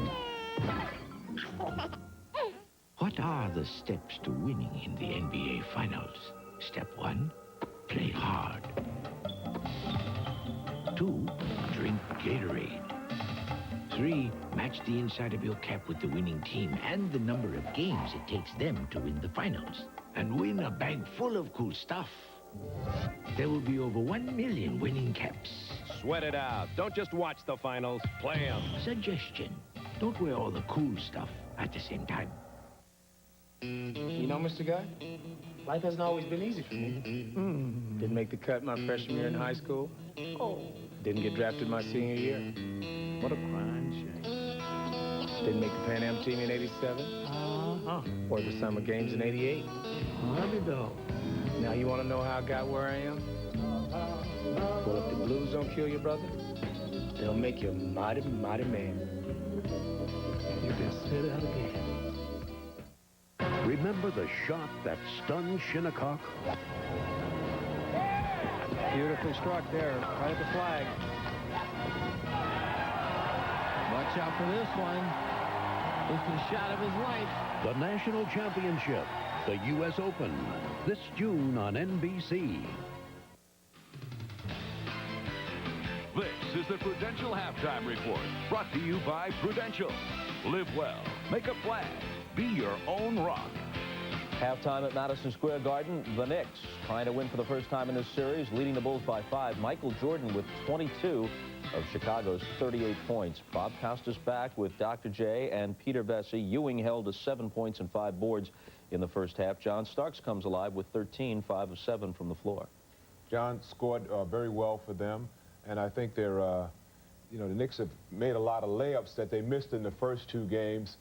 You know, when you look at the quintet, though, of the Bulls being very agile and athletic, when Van Gundy went to Anderson and who do you have up there? Davis and Ward, when he went to that small lineup, you know, and played them for significant minutes in the middle, the end of the second quarter and the beginning of the first quarter, the end of the first quarter, beginning of the second quarter, it made a significant difference. I think this is what we're going to look at in the fourth quarter, looking at this lineup countering the agility of the Bulls. Peter.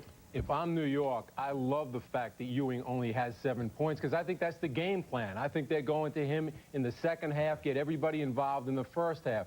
I think the Bulls only have 2 chances here. Scottie Pippen has to snap out of his funk. Can't go 3 for 13 and win this game. Jordan can only be expected to carry the burden for so long, especially with Kukoc not here. Second of all, they're going to tighten the screws. The Bulls have to tighten the screws defensively in the fourth quarter. That's usually the quarter that they own. All right, it's the Knicks by 5 at the half. Now, the second game today is the Spurs and the Jazz, a matchup that features 3 dream teamers, San Antonio's David Robinson and Utah's Karl Malone and John Stockton. Why do I mention this? Well, Segway fans, in the last 24 hours, the Olympic torch relay passed through Salt Lake City. Marianne Grabovoy was there.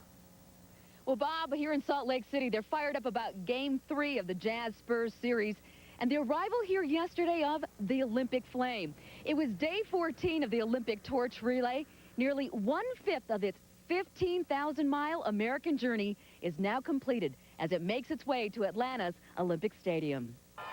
With the snow-capped Wasatch Mountains as a backdrop, the torchbearers made their way to downtown Salt Lake City. Everywhere along the route, crowds and kids and cheering. The Olympic Flame celebrates not only excellence, but the human spirit. 15-year-old Nick Labrum was born with severe birth defects. He's endured 32 surgeries. Today, he's a hockey player, a community hero, and a son who's made his mom awfully proud. The torch relay culminated in an evening celebration. Former Utah Jazz center Mark Eaton lit the cauldron, and the Salt Lake skies were ablaze. Early this morning, the flame headed for Cheyenne, Wyoming, but it'll return to these mountains in just under 6 years for the 2002 Olympic Winter Games, when Salt Lake City plays host to the world. Well, Bob, there's just 69 days to the opening ceremony in Atlanta, but you'll be happy to know there's 2,099 to the opening ceremony here in Salt Lake. Back to you. Good. That'll leave me ample time to study up on the luge.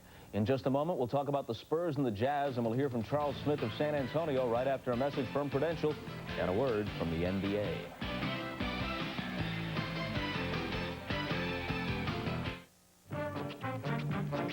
I am a grandfather that takes pleasure in doing anything I can for the kids, and they know it too. I've never been rich and never really wanted to be. I just feel you should live comfortably, but you don't need to be a fool about it. And I try to impart that to my grandchildren. And you got to have a goal and an aim in life in order to get anywhere. Whenever you put the USA jersey on and you see the quality of guys that step foot on that floor, that makes you just rise. Being on this team is an honor because you're representing yourself, your family, and the whole country. It's awesome. Putting on the uniform is something I've dreamt about since I was a little kid. It's an opportunity of a lifetime. To have this jersey on really is something special. You're part of history. The Dream Team, this summer on NBC. The Western Conference semifinals between the Spurs and Jazz shifts to Salt Lake City for Game 3 today. The number 50 tells you that's the Spurs' David Robinson in the locker room at the Delta Center. This was taped just a short time ago. Game 3 of San Antonio and Utah comes up here on NBC after the Bulls and the Knicks. One of the guys the Spurs need to step up is the former Knick, Charles Smith. His talent has always been obvious. He scored 18 points per game his first 4 years in the league, but at times he's been labeled a soft player. Jim Gray spoke with Charles Smith. Charles, can you describe what the chemistry is like here and how it differs from the chemistry and the group of guys you were playing with in New York? I think everybody on this team who's been on other teams feels that, this is the best chemistry. They've been around on all the various teams they played on, mainly because, everyone really supports one another. Did you feel as though you had to move on, that you had to get out of New York to further your career? I pretty much knew my time was up. There were some situations and some things with the ball club and different things that went on, both on and off the court, where it just more and more just made me feel that even if I wanted to be there, I was gone. Do you feel as though some of that was brought on because of your stance with the union and Patrick's stance against the union? Oh, I can't. Well, the world will never know. What are your thoughts, though? Do you believe that could be true? When something that big and you're involved in it, and you got Patrick on one side and me on another, and he's the main man on the ball club, and I'm sort of a role player, it's something, you never know. That could have been a part of it. Barkley is going to get the foul in the backcourt, and he just punched. He just hit Charles Smith, and then Smith hit him back. Charles, we've heard this label, soft, be thrown out at David Robinson. And it was also floated in the past toward you. Mm-hmm. Whether it's true or not is an entirely different issue, but how have you helped David deal with it, and how have you dealt with that label? Well, I think we both realize, and a lot of players in the league realize that, if you look at the guys who are always called soft, those are the guys in the NBA who have sort of a finesse game and guys who can score some points, and their game is kind of fluid. It has nothing to do with their character. It's their play. David is a very smart, articulate guy who just goes with the flow. David will dunk on you. He will rebound with you. He will bang with you. And he will out-quick you. And he has a lot of talent. So people tend to call him soft because he's just not yelling and jumping around and into the theatrics of the game. And he doesn't say much. So, they end up calling him soft. And by far, he is not soft. Is that label, however, being called soft, is that difficult to deal with? Not for him. For you? Not for me either, because we know how we are as men. You have to be confident with yourself as a man to understand and deal with, various situations, and I am. And I know David is. So we just, we go out there and get it done. You guys were stunned and shocked in Game 1, blown out at home by the Jazz. What did that do to this team? One thing is that now that's popping up, the Spurs have never won a playoff series after they lost the first game. So we're dealing with that. Another thing that's popped up now is the Spurs have never beaten the Utah Jazz in a playoff series. So these are a couple nevers that we're dealing with that we will overcome. And, you know, it was a quick wake-up call. I think that's been happening to some teams in the playoffs where, you know, you might have had your way with a team in the regular season, but the playoffs is a different game, and you just have to come out and get it done. As far as I could see, that was a very soft interview. No, seriously, no. You know, media critiques. Only kidding. No, my feeling is that the Spurs did not get Charles Smith to be an anti-Dennis Rodman, you know, a guy just to show up in the 5th game, not to take off his sneakers, not to be a distraction. He has to step up big time. He used to be with the Clippers, get offensively. I'd have a lot more respect for Charles Smith if he would start fighting for his minutes, complaining about not getting enough shots, that type of thing. Doctor. Well, you know, Charles is a citizen very much in the same mold as David Robinson, and therefore they complement one another off the court. On the court, you know, with Smith having the experience of playing this 3 spot, particularly in New York, when San Antonio goes to the big lineup of Robinson, Will Perdue, and Charles Smith playing the 3 spot, they cause problems for any team that they're going to play during the playoffs. So in the big picture, I think he's very key to their long-term success. By the way, Pete, Jim Gray plans to throw an elbow at you after Game 3 at the Garden, which the Knicks lead at the half by 5. And back to Madison Square Garden we'll go for the second half after these messages from your local station. Chuck? This has been the Prudential Halftime Report, brought to you by Prudential. Live well, make a plan, be your own rock. NBC Tuesday, all-new must-see TV. On Third Rock, aliens go to the ER. Hey, how's that blood pressure? Then, on an all-new Wings, Casey's long-lost husband comes back. It's John Ritter. No. Then, all-new Seattle loves Frasier. Well, except for this guy, Antonio from Wings. Frasier can change his mind. Plus, an all-new Larroquette running for senator. I will now take questions. All-new must-see TV, NBC Tuesday. This game is brought to you in part by United Airlines. I got a phone call this morning from one of our oldest customers. He fired us. After 20 years, he fired us. Said he didn't know us anymore. I think I know why. We used to do business with a handshake, face-to-face. Now it's a phone call and a fax. Get back to you later. With another fax, probably. Well, folks, some things got to change. That's why we're going to set out for a little face-to-face chat with every customer we have. But Ben, that's got to be over 200 cities. I don't care. Every business is a people business. The 50,000 people who are the employee owners of United never forget that. Boss. Come fly the airline that gets its power from its people. Ben, where are you going? To visit that old friend who fired us this morning. Come fly our friendly skies. Ameritech wants you to know who saves 16% on local toll calls compared to AT&T. Who saves 16% calling Grandpa and Gurney about travel plans? Who saves 16% calling Auntie Ruth and Aurora about soccer practice? Who saves 16% calling Uncle Dizzy and Elgin about her new trio? Who's got the best local rates? You do. With Ameritech, your link to better communication. You're watching the NBA on NBC. The 1996 NBA Playoffs. Welcome back to the Garden. Marv Albert with Matt Gukas. Knicks 43 and the Bulls 38 as we head to the third quarter. And the good feelings between these two teams continue, leaving the court at the end of the first half. Watch Charles Oakley getting involved with Randy Brown, backup guard for the Bulls. And as they continue into the corridor, Charles with words right here for assistant coach Jim Clemens, who was involved the other night with Patrick Ewing and Luke Longley. So things, Matt, a bit on the testy side. Well, Charles Oakley battling for position in the passageway and doing everything he can to try to intimidate the Chicago Bulls. This is obviously a must-win situation for New York.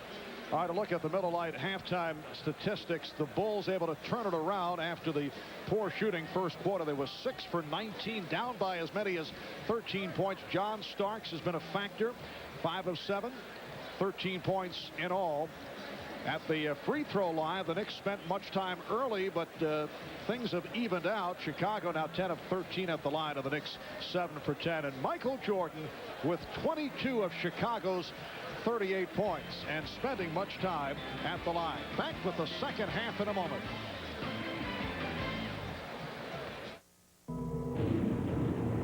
Just what you need from the coupe that takes your breath away. More oxygen. Introducing the all-new Mitsubishi Eclipse convertible. It has quite an effect on drivers, too. The new Eclipse convertible from Mitsubishi.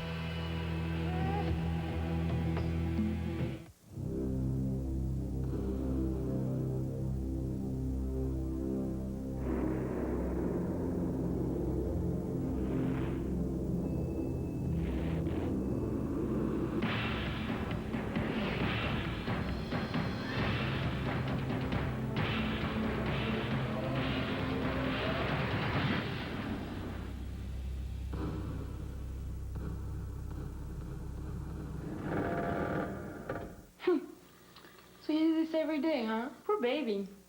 And this is a guy thing, right? That's not so bad. You guys are so sensitive. Ouch.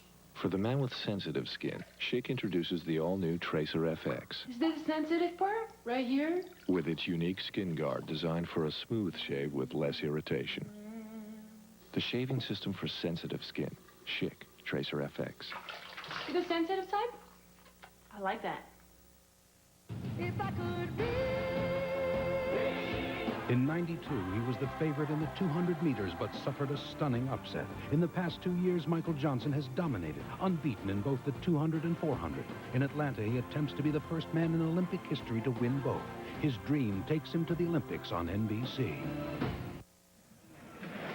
Welcome back to Madison Square Garden. I'm Jim Gray. I spoke to Jeff Van Gundy, the Knicks coach. He said he purposely did not bring up that the Knicks had been in control of this game and had let it get away in the previous 2 games. He said he is not concerned about that and didn't want any negatives here in the second half, so he wasn't going to bring up the fourth quarter collapses.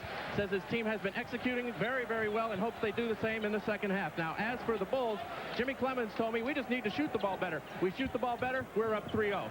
Marv?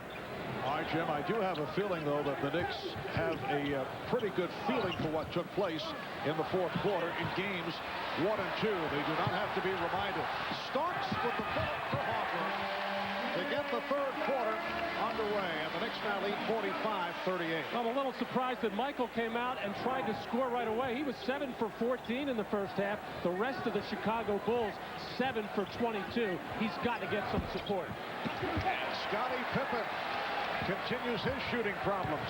3 of 14 from the field. The Knicks with Ewing, Mason, Oakley up front, Starks and Hoffer at the guards. And a loose ball foul charged to Ewing.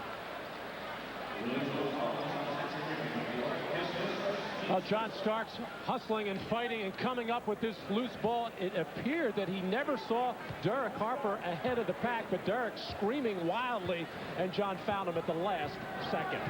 Bulls opening up third quarter with Rodman, Longley, Pippen up front, Hopper and Jordan.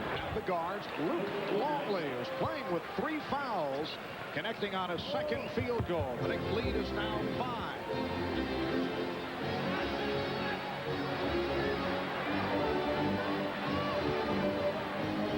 Ewing gives it up. Hopper comes back to Ewing.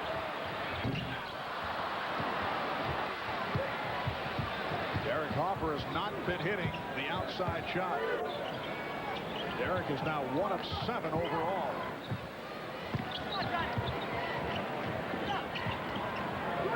Ron Hopper, played by John Starks. Finger rolls from deep. Rodman with the rebound. And they'll reset. Pippen for 3. And Oakley trying to save it. Lost it. Well, the shooting has just been terrible here to start this third quarter by both teams. Chicago just having a miserable day from the beyond the three-point arc. Can't get anything to go down. New York, not much better. So the Bulls Offense continues to be a problem. They're shooting only 35% for the game. Starks on the loose ball. Starks blocked by Harper. What a play by Ron Harper. Oakley is fouled. Starks claiming that he was fouled, but Ron Harper has been on another level at the defensive end. Well, John with the live body looks quicker than everybody out there, but Ron Harper getting back into the play, but clearly getting John Starks on the side of the hand and arm. John Starks should be shooting free throws. Crowd now reacting to the replay on the screen above the court. Well, Ron Harper on another level defensively, and that time received some help, no question. Well, he has been playing well, not only in that area, has scored well in game 2, scoring 15 points, rebounding particularly well from the guard position. And that's the contribution that Ron Harper has made to this team all season long. Only playing about half a game, 23, 24 minutes, scoring 7 a game. But what he has done as a role player and as a defender has helped the Bulls to the 72-win regular season. And his defensive play a factor in the first round series against Miami. But he did a nice job on Tim Hardaway from the second half of game 1 on. Hardaway exploding in that first half. Knicks lead by 7. 2.5 gone by in the third. Bill Wennington back on the floor, replacing Luke Longley. Harper for Jordan. Jordan off the double team. Again able to line drive it. He has 24. It's the Knicks 47 and the Bulls 42.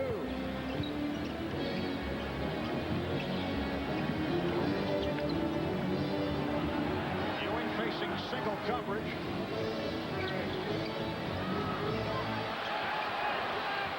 Ewing. And here's Harper chased by Starks and fouled.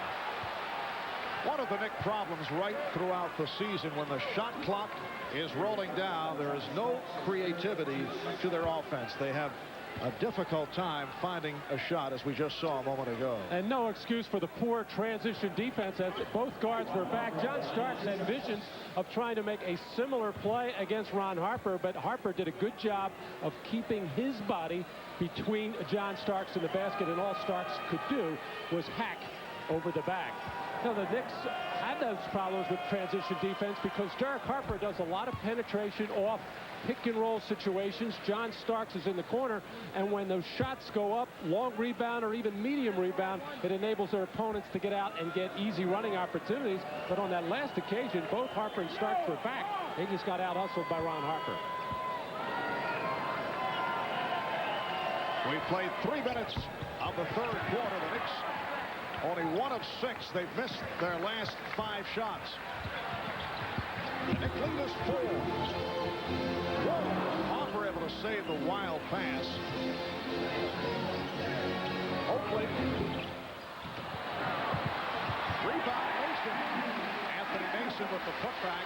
And the Knicks now lead 49-43. And Dennis Rodman is furious with himself. He had that whole underneath of the basket area covered, and he just mistimed his jump and enabled Mason to get a cheap one. Jan of defense. See the Knicks with the advantage off the glass. Jordan. And here's Starks in the open floor, leading Harper.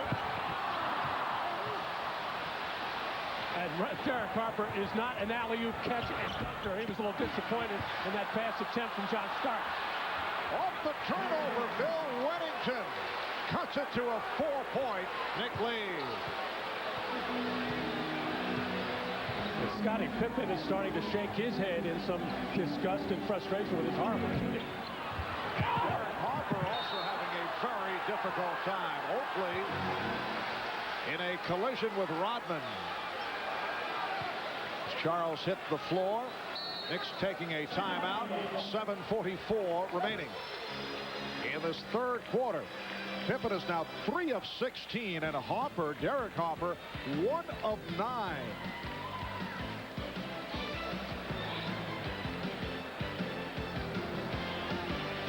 Now there's the collision. Rodman and Oakley. Ball ruled out of bounds before the contact.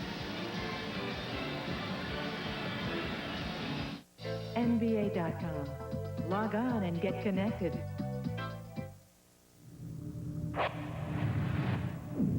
Man, that's Grant Hill. Grant Hill drinks Sprite? Grant Hill drinks Sprite.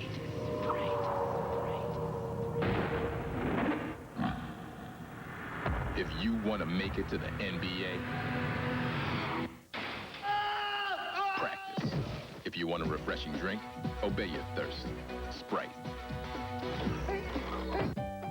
Dr. Catherine Homrick cares for some very demanding patients in upstate New York. I drive a lot. Some days I'll drive up to 300 miles a day to see my clients. Fortunately, this veterinarian drives the reliable Mitsubishi Galant. My Galant makes my life a lot easier. With the weather being unpredictable, it's real important that I have a dependable vehicle. The Mitsubishi Galant, a car you can depend on, even when it's raining cats and dogs. The Galant from Mitsubishi, the new thinking in automobiles. Okay.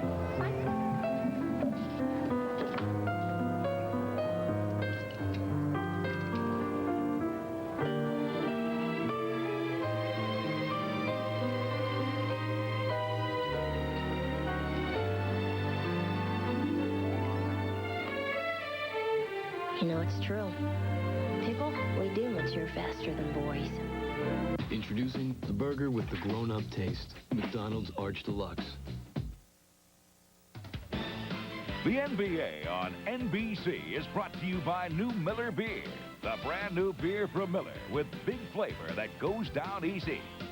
By the car you can depend on, the 1996 Mitsubishi Galant. And by the new Schick Tracer FX, designed for sensitive skin. Now, Scottie Pippen considered to be the best all-around player in the NBA, scoring, rebounding, and assists, but just shooting miserably. A total of 14 for 52 in this series, 27%, and he's trying to get out of this slump with jump shots. He's got to start taking the ball to the basket and in post-up situations. And Patrick Ewing has been very quiet since the early going. Only 7 points, has not scored since the first quarter. Another Knick turnover. Ewing lost it. The Bulls with the ball down by only 4. 7:20 remaining. The third quarter. Jordan. And Mason with the rebound.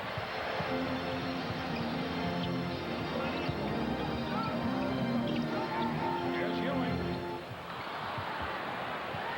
Jordan for Hopper. He'll wait for teammates to move down court. And give Derek Harper credit that time as Ron Harper alone at the other end. But Derek able to outrust, or I should say outrun, that baseball pass from Jordan. Nice move around Ewing. And it will be Nick Ball. Loose ball foul. Alan Weddington, his second. Patrick Ewing has been out of the offense. 7 points all in the first quarter. 0 for 3 since then. Well, this is the game the Knicks started to play with, this little pick and pop play for Patrick Ewing. John Starks now 5 of 10 from the field. The Knicks 49 and the Bulls 45. And this game is taking on the same look as games 1 and 2, although in this instance, the Knicks have had the lead, and they've led by as many as 13. Hopper for 3. Yes. And a steal by Pippen. Very sloppy play by the Knicks, and Scottie Pippen with the 3, and then the salute to Chicago Bulls fan Gene Siskel, who popped up along the sideline. The Bulls have taken the lead, 51-49 on consecutive shots by Hopper and Pippen, and this is the first time that Chicago has led. A 22nd timeout called by the Knicks. Well, turnovers a lot in the first half, by the Knicks, 9 of them, but it only turned into 7 points. Here, the lazy, careless pass from Charles Oakley, and then does not even come out and challenge the shot by Scottie Pippen. I guess he figures the way Scottie has been shooting the ball, I'd rather see him take one from the perimeter. But how about Scottie Pippen? As poorly as he's shooting the ball, ready to take the next one. That's the sign of a real offensive-minded player, Marv. For a guy with lots of confidence, he feels he can shoot his way out of it. And turnovers hurting the Knicks. Now 11 for the game. Chicago with just 6. That's an illegal offense on the part of the Knicks, because actually it looked like it was going to be illegal defense, but right away Dennis Rodman pointed out to the referee, we can't be illegal. They have 3 offensive players above the top of the key extended on the weak side. That's a turnover again by New York as they're starting to mount up right now. 8-0 run for the Bulls. They are up 51-49. 5:40 to go in the third quarter. Hopper looking for Rodman, but threw it behind him.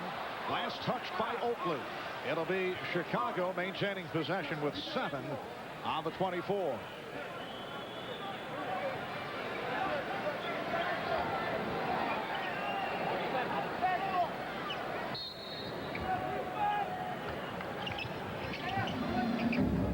Out of 5. Out of 3. Pippen. He was trying to draw the foul. No call made. And Mason leads the break. Mason all the way. Oh, and shoved by Mason. Rodman took a little push from Mason that could have brought forth a technical. Well, it's been a physical game all day as Pippen and Ewing had collided. Strong drive by Anthony Mason and a good block, it seemed, by Dennis Rodman. Got a lot of ball. Referee ruled that there was body contact as well, but as Mason turned to the other way, getting ready to get right into the face of Dennis Rodman. Could have been a taunting situation and just a little shove, but Dennis Rodman making it look like a major league push.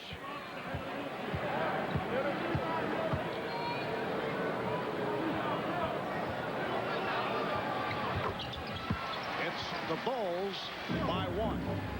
5:20 remaining in this third quarter. The Knicks trying to get back into the series with a win here today. Game 4 at the Garden. Tomorrow night we'll have it. 5:30 Eastern time tomorrow night right here on NBC. Bulls winning the first 2 of the series in Chicago. Hopper with the steal. Leading Starks. And he's fouled. Slow down to try and draw the foul. And he'll shoot 2.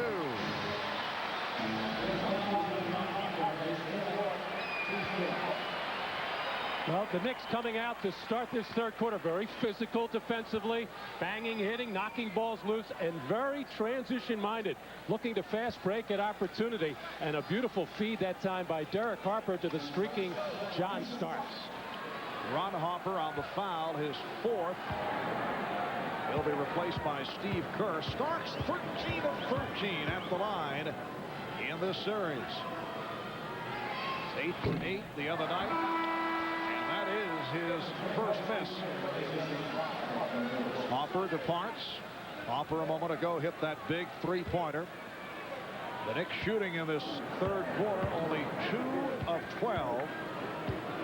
It looked like John Starks was really ready to start this game offensively, hitting his first couple of jump shots, making some good plays off the dribble, but since then has not been a factor.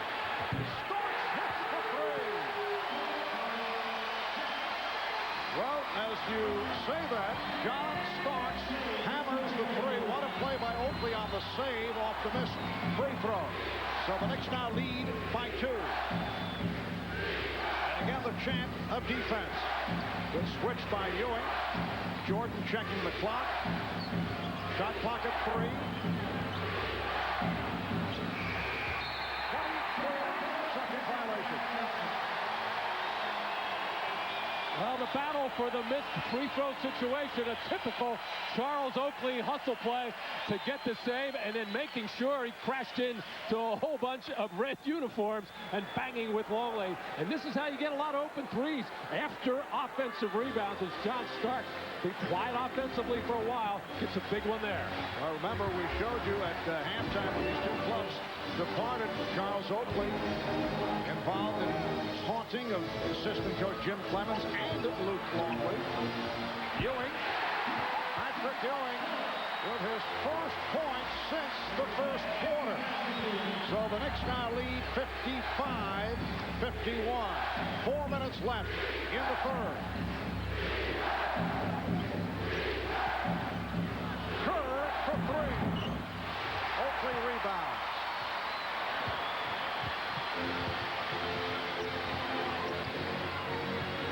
Ewing getting position on Wennington.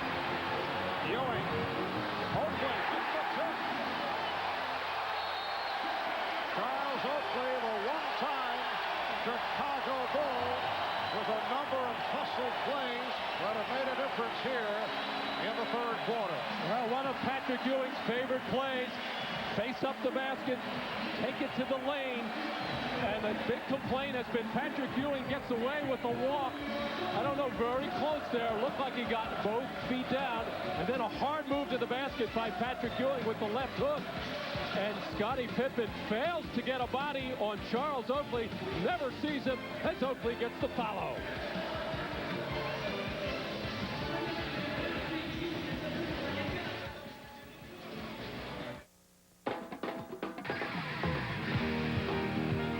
This is it, where brand new Miller beer begins. Where the hops grow that give new Miller beer its flavor. Because new Miller beer is brewed a totally new way. Straight from the heart of the hops. For flavor unlike any other beer. Big flavor that goes down easy. We think so much of this new beer, we're just calling it who we are. Miller. Brand new Miller beer. Reach for what's out there. Hey, you're a guy. And guys want to be cool. Hang out with other guys who are cool. But even cool guys sweat. 40% more than women, in fact. So how you gonna stay cool? With something new. Speed Stick Gel. Proven to keep you drier than any other gel. So you feel your coolest. It's the best gel protection. And guys, no matter how cool they are, need all the protection they can get. New Speed Stick Gel. It's just for the guys. I'm in it. Just what you need from the cool that takes your breath away. More oxygen. Introducing the all-new Mitsubishi Eclipse convertible. It has quite an effect on drivers, too. The new Eclipse convertible. From Mitsubishi.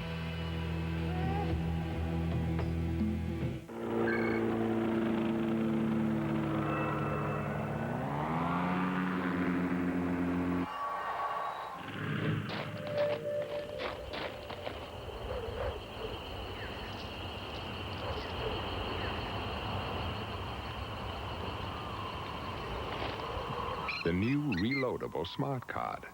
The future is happening now down under and on its way here. From MasterCard, it's smart money. The network television premiere. Demi Moore, Tom Cruise, Jack Nicholson. Want the truth? You can't handle the truth. A Few Good Men after basketball Sunday on NBC. An important bucket by Patrick Ewing a moment ago, but he's had a difficult time in this series in particular.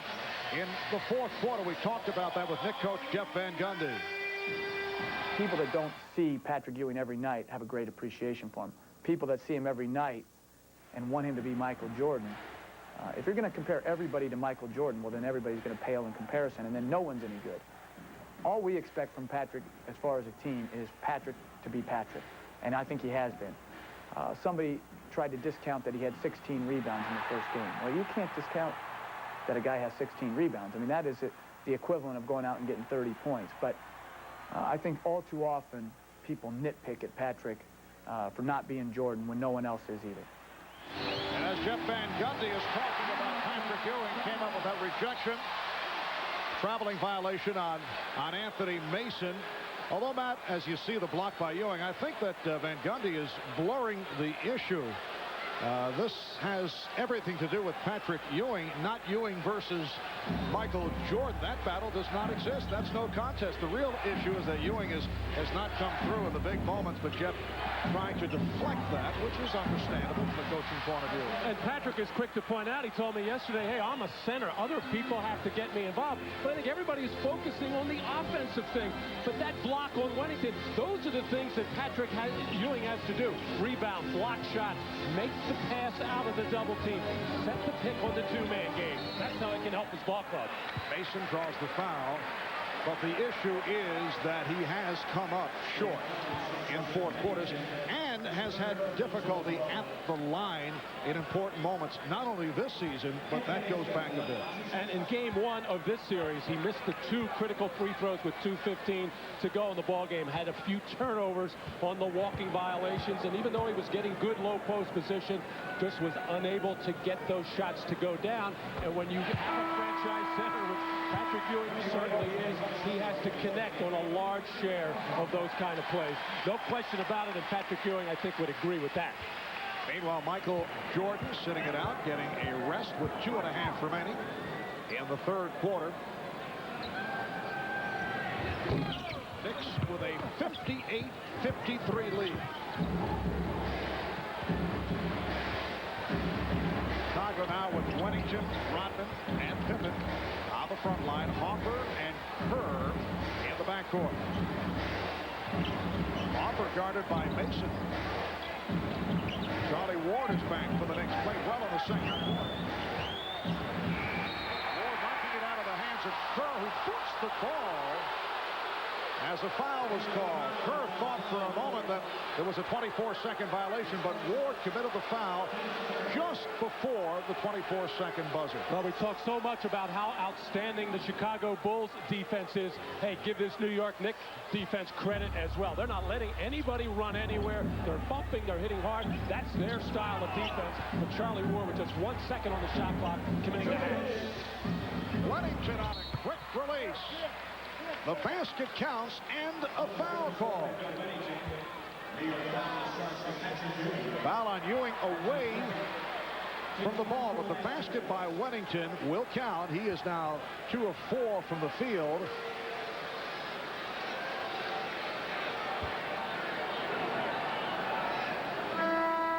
So Ewing called for his second foul. Here comes Jordan back, replacing Pippen. It will be Rodman at the line for the first time.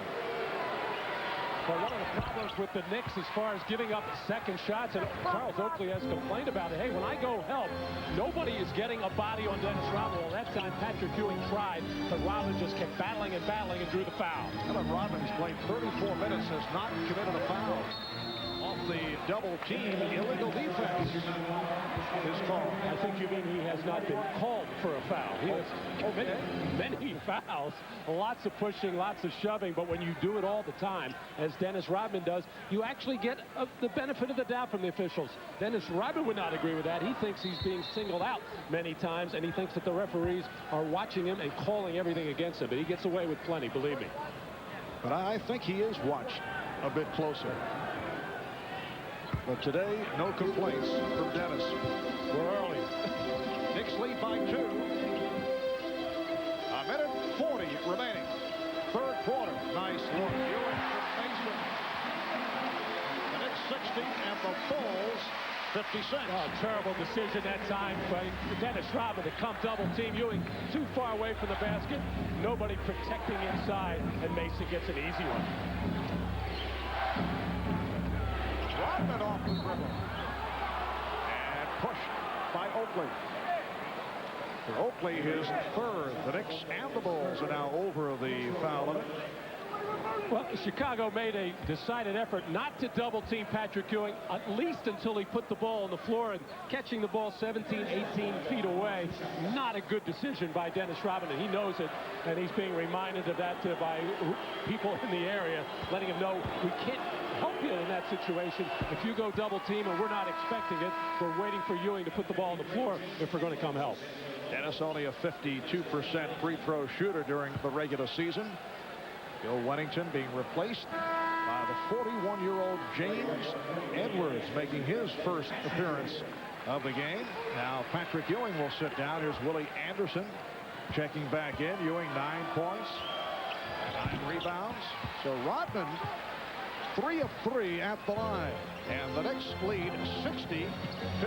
Kerr stealing from Ward, but could not convert. Oakley passed on the shot. Here's the double on Mason.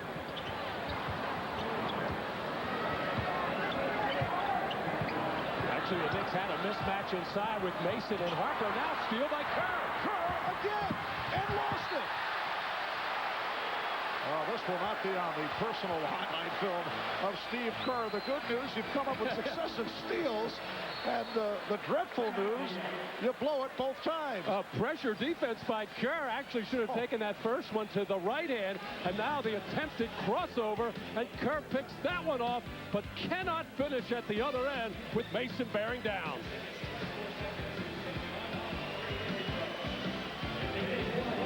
You got the winning color. I've noticed my father using Pennzoil. It's a good product, and I've been using it for about, I'd say, 16, 17 years. With its revolutionary Penn-Star molecule, Pennzoil clings to moving parts, works like liquid ball bearings. Pennzoil says it works like liquid ball bearings, and if they say it, I'll believe it. Pennzoil, a broadcast sponsor of NBC's coverage of the 1996 Olympic Summer Games. If it wasn't for music, I don't know where I'd be. I mean, I'm able to do something that not everybody does. Going into the entertainment business where there's no security. And you say, listen, I've got to do something else to supplement what I'm doing. Some people wrap themselves around the trunk of a tree, and this is where they stay. But you've got to go on that limb. You have to have faith in yourself. Hey, what's up, man? All right. Who is that?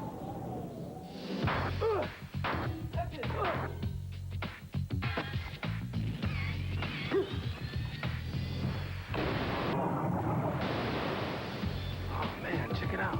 Cold-filtered Miller Genuine Draft. Stay cool. It's not just a Saturday, it's a pretty special Saturday on NBC. The night starts out with a pretty loony, pretty special Man About You. I'm going to say a word. You say the first thing that comes into your mind. Oh, just shoot me now. Then, I want the fairy tale. Julia Roberts, Richard Gere, and Jason Alexander in Pretty Woman. It's a pretty special Saturday, NBC tonight. The NBA on NBC. The 1996 NBA playoffs. Well, Matt, there is a lighter side to the consecutive miscues by Kerr after the steals. The bench kind of got a kick out of it. You can see the expression on Ron Harper's face. Michael Jordan was smiling as well, saying, hey, Steve, great defense, quick hands, way to steal the ball. But, hey, can't you finish one off with a layup? So the Knicks lead by 2, 40 seconds to go. Third quarter. Marv Albert, Matt Guokas, Jim Gray from Madison Square Garden in New York. Mason spinning his way on Rodman. Well, that's the disrespect that the Knicks have for Dennis Rodman's ability to defend out on the floor. They know he doesn't like to do it and doesn't do it well at this stage of his career. They took advantage of it. 16 points for Mason, who's come on in the third. The Knicks by 4, 20 seconds left. Third quarter. Willie Anderson now defending on Michael Jordan. Crowd wanted to travel. Here's Harper. Mason with the box out. Time running down. Mason is reminded. Final seconds of the quarter. Oakley for 3. Fires it up. And the Knicks want a goaltend. As Rodman got a piece of it. But no call made after 3. It's the New York Knicks 62 and the Chicago Bulls 58. We'll be right back after these words from your local station.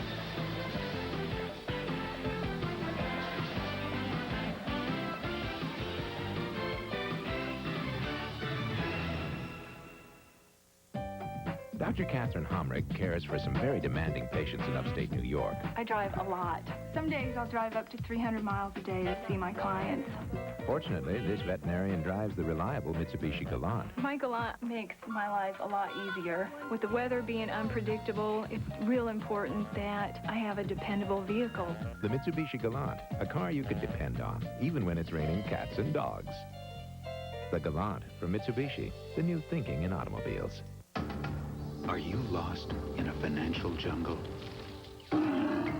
What you need is someone who knows the ropes. MetLife can tame the risks and help you make sense of it all. Get Met. It pays. Big headache? Tylenol? Not for you. You know there's a powerful new pain reliever, Actron with ketoprofen. Now available without a prescription. So powerful, this is all the Actron you need. For big pain relief, all you need is a little Actron. Please kiss me, croaked the frog. And then the princess kissed the frog, and he suddenly turned into Charles Barkley. Daddy! Okay. You caught me. The frog turned into a handsome prince. I love reading with my kids. We all enjoy it. Reading builds a solid foundation for their future. Okay, who wants to read the next one?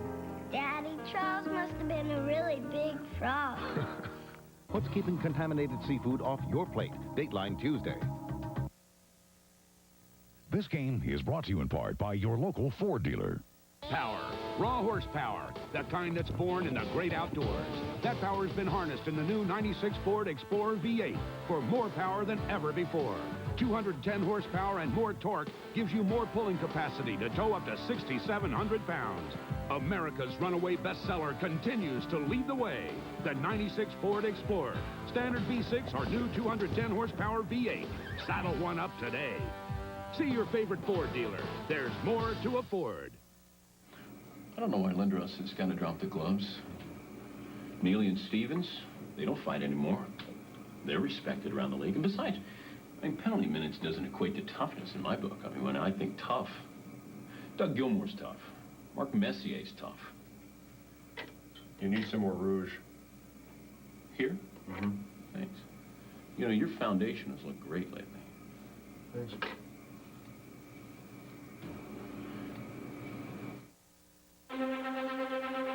This is an NBC News special report.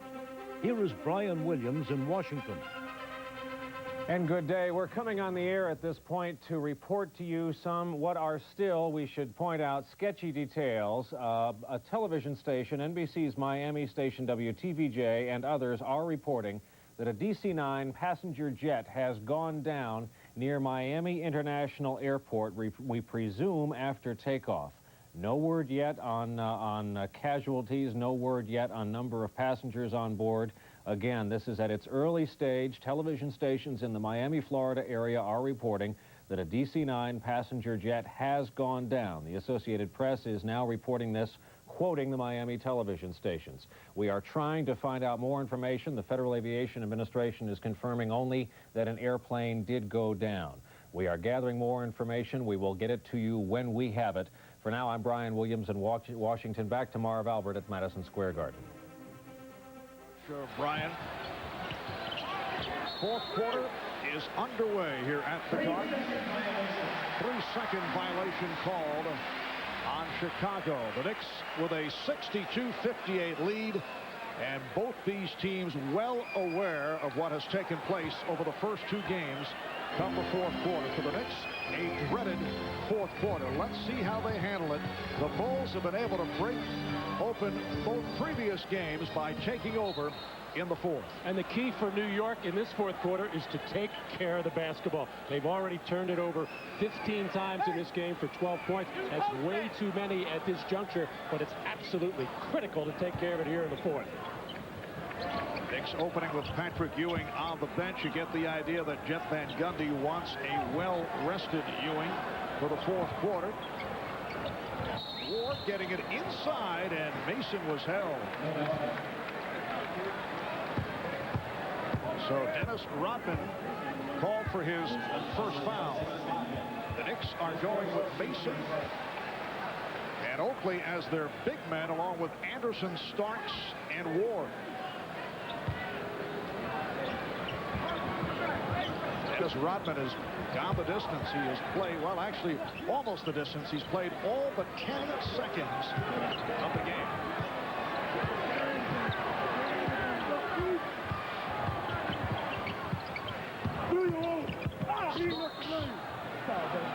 Forced along the baseline and fouled by Rodman. Well, the Knicks found something towards the end of that third quarter with the isolation for Anthony Mason against Rodman. They tried it again on that side out of bounds play. Dennis Rodman played him much better, forced Mason to make the extra pass.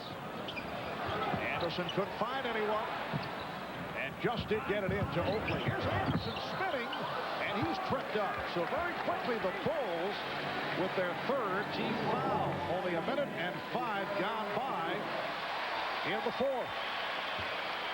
Well, and the Knicks have been very fortunate to pick up these fouls because their offense is very stagnant right now. Everything is stand around, one-on-one basketball, and that's usually when an offensive team is in trouble. But they have been helped out by the fouling of Chicago, and that could prove fatal for the Bulls in getting into the penalty early, where once maybe if Patrick Ewing gets back into the ballgame, start taking the ball to the basket, they can hang on and try to win this game at the free throw line. Scottie Pippen was called for the foul, his third. The Knicks lead by 6. Bulls going with a 3-guard setup. Kerr with Hopper. It counts and the foul.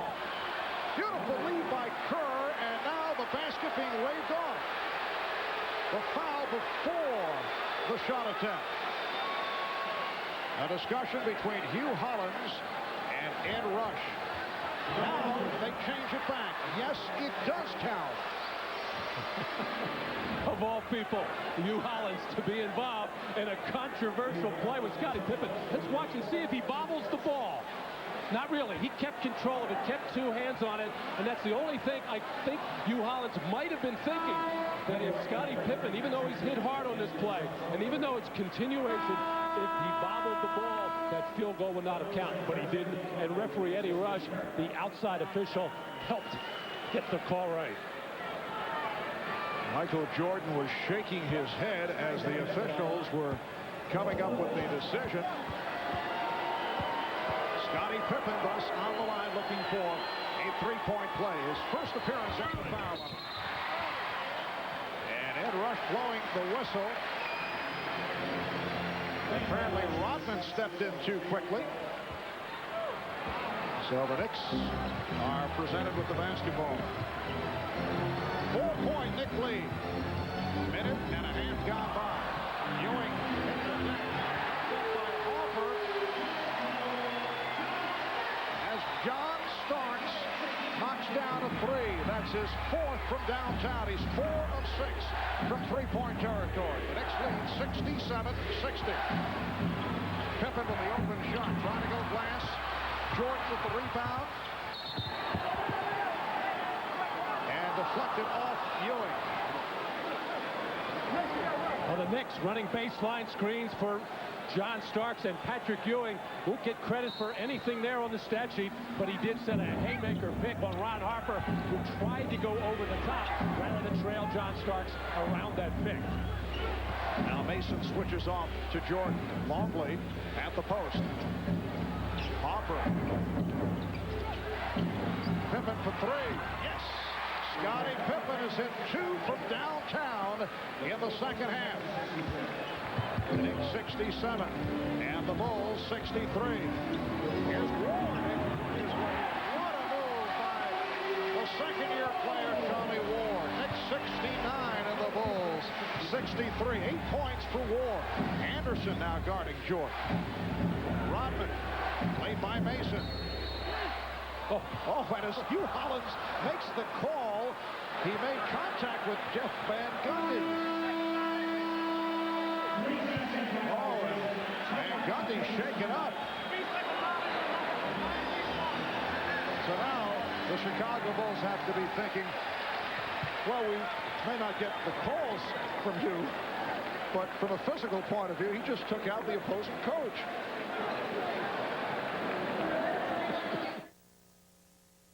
Robinson and the Spurs face Malone and the Jazz. Game 3 next on NBC. Like a 6 World Series. 6 basketball seasons. 6 hockey playoffs. 6 football seasons. And just 1 tune-up after 100,000 miles. Vortec engines. 1 more reason to drive a Chevy truck. Chevy trucks. There you have it, ladies and gentlemen. As our new spokesman, Michael will deliver the LDDS WorldCom message. When we shoot commercial. Commercial? But we had something a little different in mind. Hi, this is Michael Jordan for LDDS WorldCom Long Distance. Michael Jordan, no go? We have our own fiber optic network. We have a calling card, broadcast fax, international services, conference calling. This is Michael Jordan. Right, and I'm Robert E. Lee. This is Michael Jordan for LDDS WorldCom, telecommunication service that's one-on-one.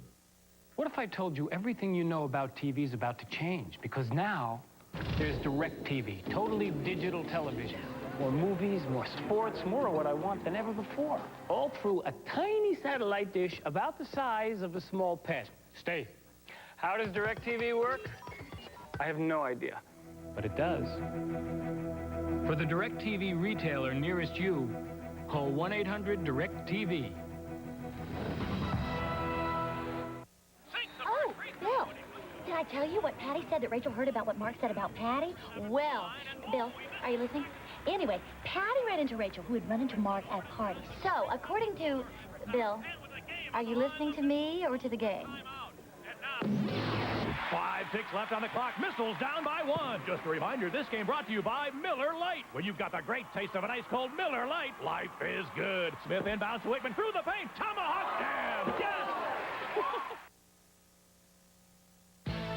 Miller, where great taste runs in the family, brings you Miller Moments. Well, today we look back at Game 3 of the 94 East semifinals, one of the most memorable games of this great rivalry. Knicks and Bulls tied at 102, 1.8 seconds left. Scottie Pippen asked out of the game when Phil Jackson designed the last shot for Tony Kukoc, who hit the shot, lifting the Bulls to victory as Pippen watched from the bench. In recognition of this moment, the Miller Brewing Company will donate $1,000 to the Thurgood Marshall Scholarship Fund. A moment ago, Matt, and I can't recall ever seeing this occur in the NBA. Hugh Hollins making contact with in this case, the coach Jeff Van Gundy, who took a shot and went down. Mason able to wrestle it free. Starks for 3. And again, the officials checking with each other. Last touch by Chicago. Well, Jeff, who normally stands over the sideline placidly with arms folded, clearly out for a couple seconds here as he caught it with the side of his hand and caught right. It looked like he got Jeff on the bridge of the nose and knocked him silly for a couple of seconds, but no harm, no foul, no blood, so Jeff's still all right. And the Knicks now lead 71-63. Jeff's tough. He's hanging in. Big rebounding edge for the Knicks in this one after getting hammered on the boards in both games 1 and 2. Out rebounding New York by 10. Michael Jordan, very quiet in the second half. Only 1 for 5 from the field. And a loose ball foul called against Chicago.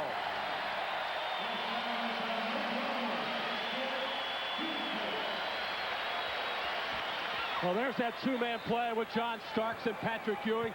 Terrible and no rotation by the Chicago Bulls to get Patrick that open jump shot, and the Knicks applauding every effort by Patrick Ewing. Charlie Ward with another impressive move. So the Knicks now lead by 10. 8:20 remaining in the fourth quarter. Starks looking to draw the foul, but it's called on Starks. That's 4 on John Starks. Team foul number 2 committed by the Knicks.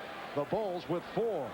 And it's going to be a little bit more difficult for the Bulls to turn up that pressure on defense, because every foul from here on out will be a shooting situation for the New York Knicks. And as we know, in games 1 and 2, it was the aggressive defense by Chicago, forcing turnovers and starting the running game for the Bulls that were able to enable them to pull those games out.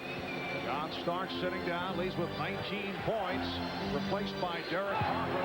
Good play. Willie Anderson got a piece of it. And clearly Jeff Van Gundy has lost confidence in Hubert Davis, who in his last 27 minutes of play on 1 point.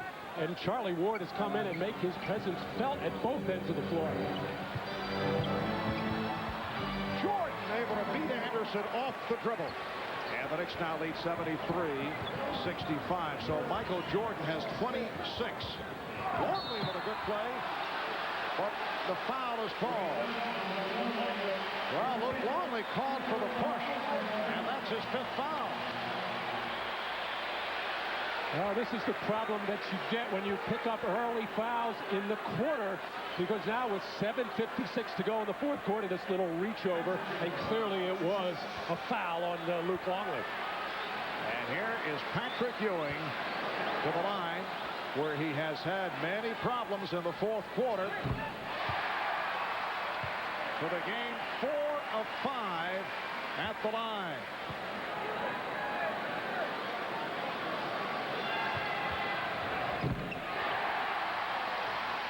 So Patrick Ewing in very confident fashion converting the free throws, and the Knicks now lead by 10.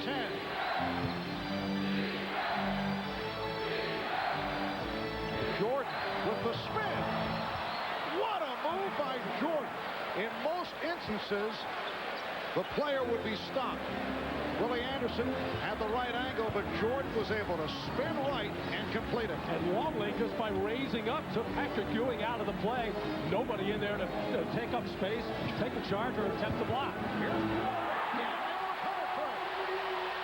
Charlie Ward is having the game of his NBA career. He extends to a 10-point Knick lead. Jordan fouled by Anderson. Well, Michael Jordan has been thick. Get to the basket, draw fouls, try to get three-point plays that particular way. But Ewing took himself out of the play by fouling Longley. And then a beautiful crossover play by Charlie Ward to beat Luke Longley, who never got back into the play to challenge. Charlie Ward doing it offensively and defensively. At the offensive end, 5 of 6 from the field. He has 12 points. Regular season high, 15. Jordan. And Ward is on the rebound. Protecting on Jordan. Harper for 3. Ewing able to counter that rebound. Finding Anderson. And here comes Pippen. Pulls it back on Mason. And threw it away. Anderson on the intercept. The Knicks with the ball and a 10-point lead. 6.5 remaining, 4th quarter. Longley, remember, playing with 5. Illegal defense against the Bulls. So a technical foul awarded the Knicks. The Bulls call for time, and the Garden is rocking.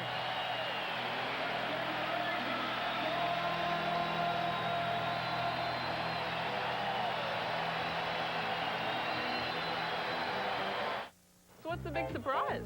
Knicks tickets.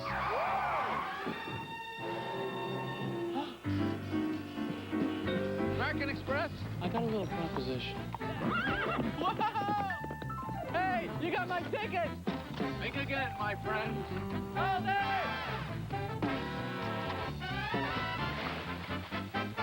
American Express, the official card of the NBA. I'd have gone to the moon for these. Tell me about it. These days, it seems we have more and more on our minds, which means we have more and more to forget about. Hey, we could all use a car like Chevy Cavalier. If you're low on oil, it reminds you. If you leave your dome light on, it remembers to turn it off. Heck, even if you forget to lock your doors, you're still protected by Cavalier's theft deterrent system. We've all got enough on our minds. We need a car we can afford and forget about. The cars more Americans trust. Some days you can't help thinking, man, it sure is easy to lose balls. Well, right now it's just as easy to find balls. Just look inside Michelob Golfer's 18 packs for a certificate good for free Ram Tour Balata LB golf balls, redeemable at participating pro golf discount stores or by mail. It's a great way to replenish your ball supply. As far as the rest of your equipment goes, you're on your own. The NBA on NBC is brought to you by Genuine Chevrolet, the cars more Americans trust. By All Sport, now with B vitamins. It's more than a thirst quencher, it's a body quencher. And by Pennzoil, the motor oil that works like liquid ball bearings.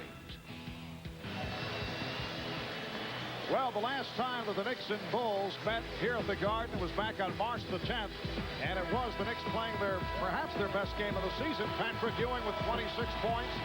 The Knicks shot 54% from the field.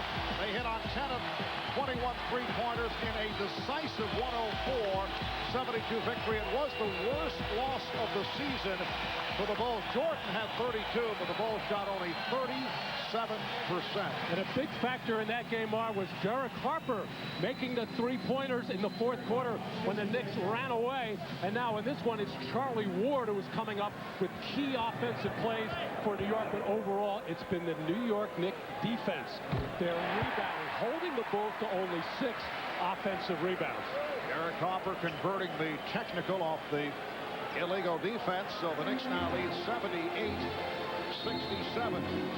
In the first 2 games of this series, the Knicks were outscored in the fourth quarter decisively. Rodman with the steal. But today, the Knicks have outscored the Bulls 16-9 in this fourth quarter. Michael Jordan. Steve Kerr, who just checked back. Jordan backing Harper. Michael Jordan with a beautiful move. The baseline jumper gives him 30, and the Knicks now lead 78-69. Mason for Ewing. Yes. The Knicks 80 and the Bulls 69. And Ewing with 6 of his 15 here in the fourth quarter. Now Chicago spreading the floor, looking to get penetration to the basket. They've covered, kick it out to Steve Kerr for some threes. Mason with the rebound and foul. And on a recheck, Bulls over the limit. So Mason is headed to the line. Well, Patrick Ewing left wide open. That play set up by Anthony Mason's penetration with some open floor as the Bulls starting to get more aggressive defensively and trying to come out and maybe get a flick and a steal, and that enabled Mason to get in the lane and draw Luke Longley. Patrick Ewing very comfortable with that 17, 18-foot jump shot. Foul on Pippen, his 4th. He is hearing the taunts from the crowd. Mason 3 of 5 from the line. Scottie Pippen only 6 of 22 shooting. He was just 7 of 21 in game 2, but he helped to ignite the Bulls in the fourth quarter. The Knicks by 13. It matches their biggest lead of the game. 5 minutes and 20 seconds to go in the fourth. Pippen for 3. Yes, that's his 3rd from downtown, and the Knicks lead is now 10. Well, we talk about Tony Kukoc and what his absence means. Jordan, Pippen, Rodman having to play major minutes, and we'll have to see what happens with that tomorrow. But we got some basketball left here. Here's Anderson. There's a 3-point attempt. Rodman with the rebound.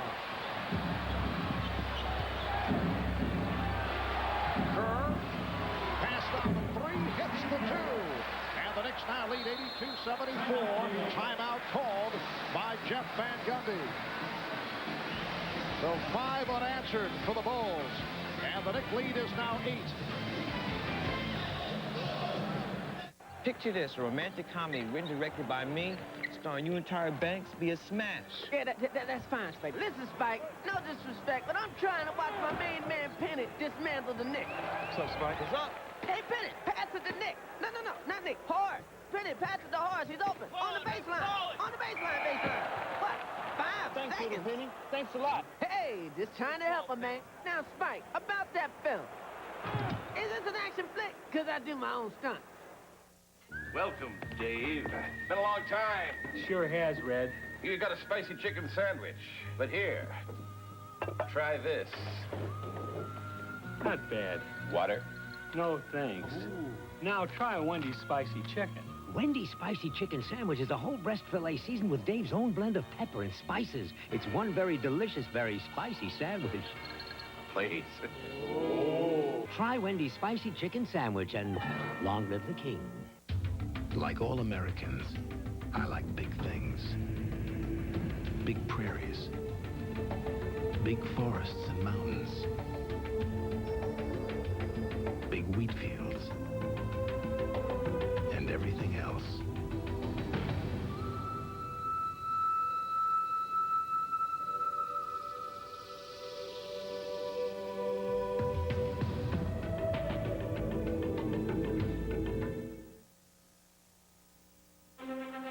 This is an NBC News special report.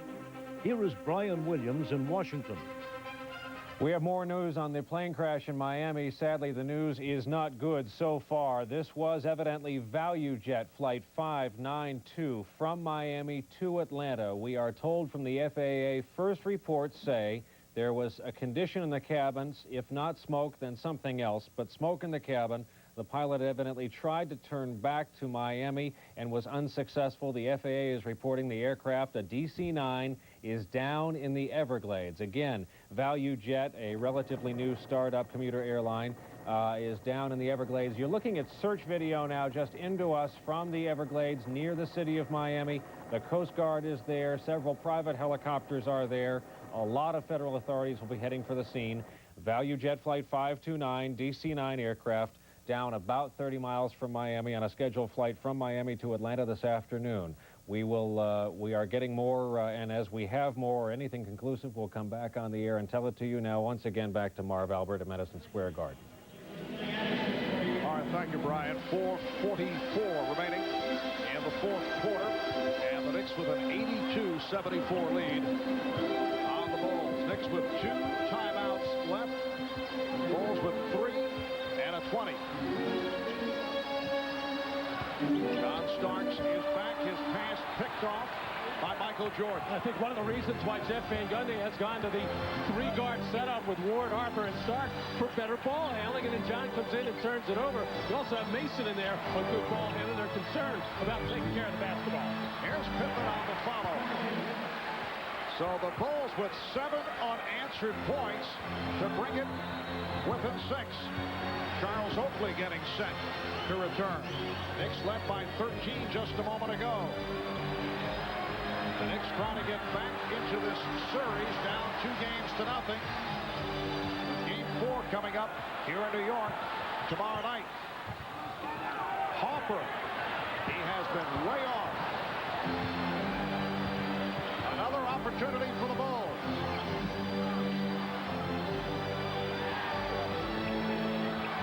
Jordan. And Ewing able to snatch the rebound. And pumps it down. Here's Stark.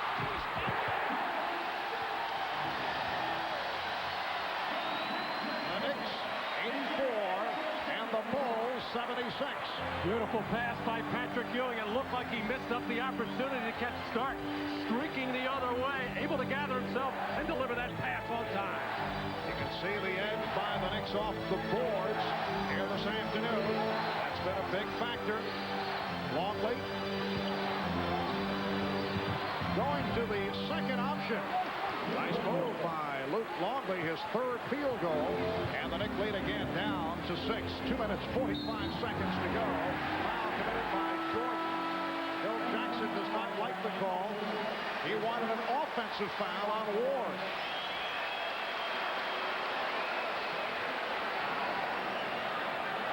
Patrick Ewing able to gather himself in traffic. He had John Starks way before that. And for some reason, Scottie Pippen unable to recover and get back.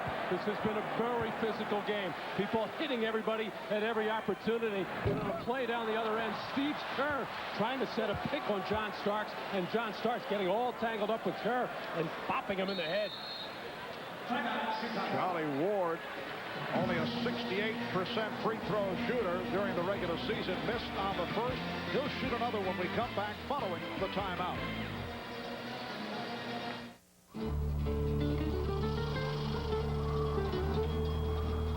It's the only one out there. And here it comes.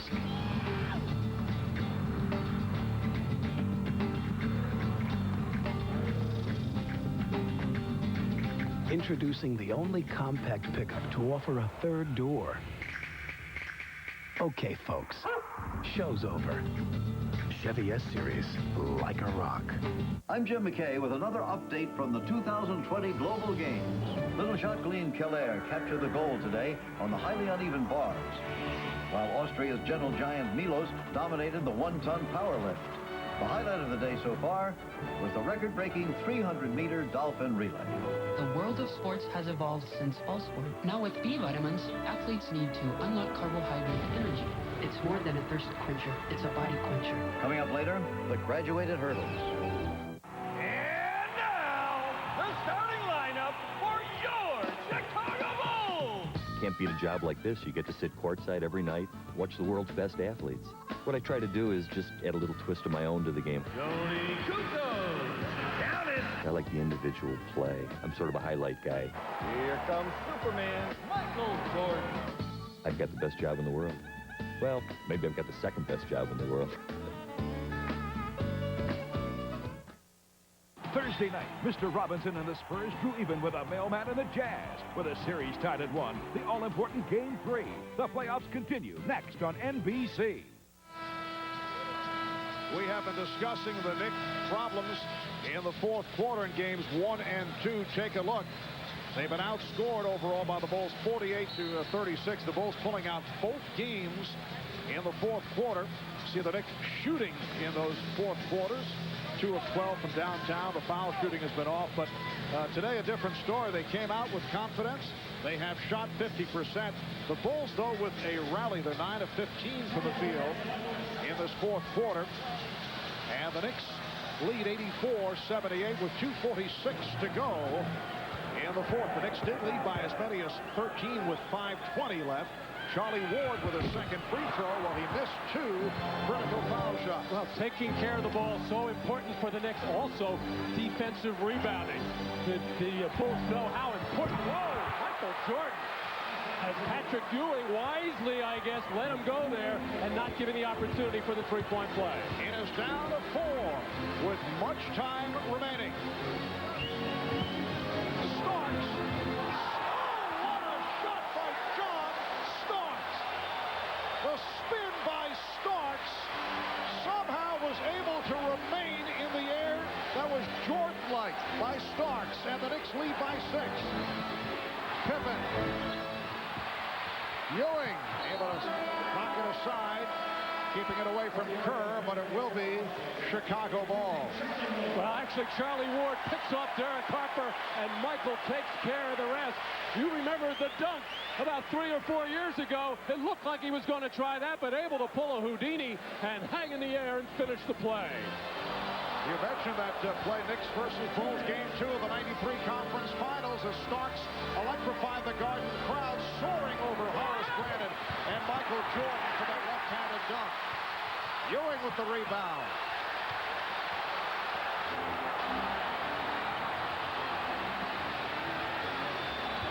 Mason resetting. Longley playing with the 5. Starks for Ewing. Oh, huge shot by Patrick Ewing. Extending to an 8-point lead with a minute and a half remaining in the fourth quarter. And the Bulls call for time. Patrick Ewing with 8 of his 17 here in the fourth, providing an answer to his critics. We'll be back after this from your local station. NBC Wednesday, witness the life and death struggle on the edge of the world. People magazine says, grade A, breathtaking, but beware, not for the squeamish.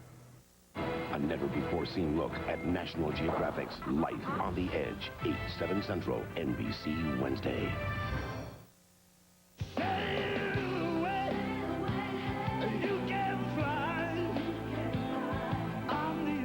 Beck's, the original import. Taste German beer at its finest. Beck's, America's favorite German beer. Most days, this is where you'll find Dodge engineers, turning ideas into trucks that break rules, minivans that set standards, and cars that change everything. But while working in here makes them great engineers, it's playing out here that makes them Dodge engineers.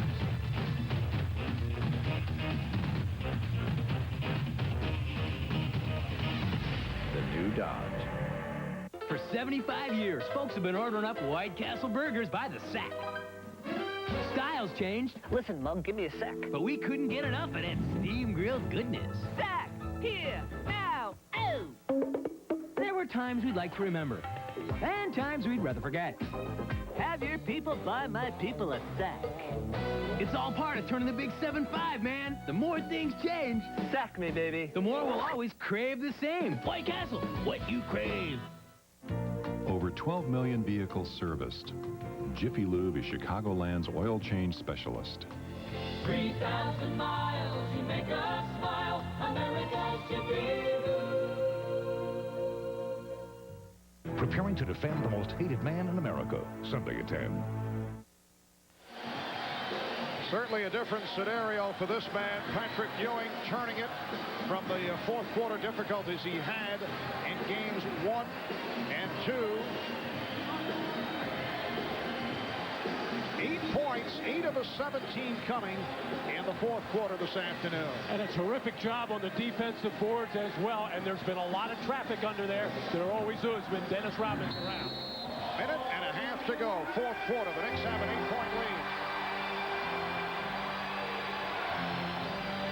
Jordan for 3. Pippen with the save. Again, Jordan for 3. Michael Jordan from downtown cuts it to 5 with a minute 15 left. Bulls over the foul limit. Knicks have a foul to give.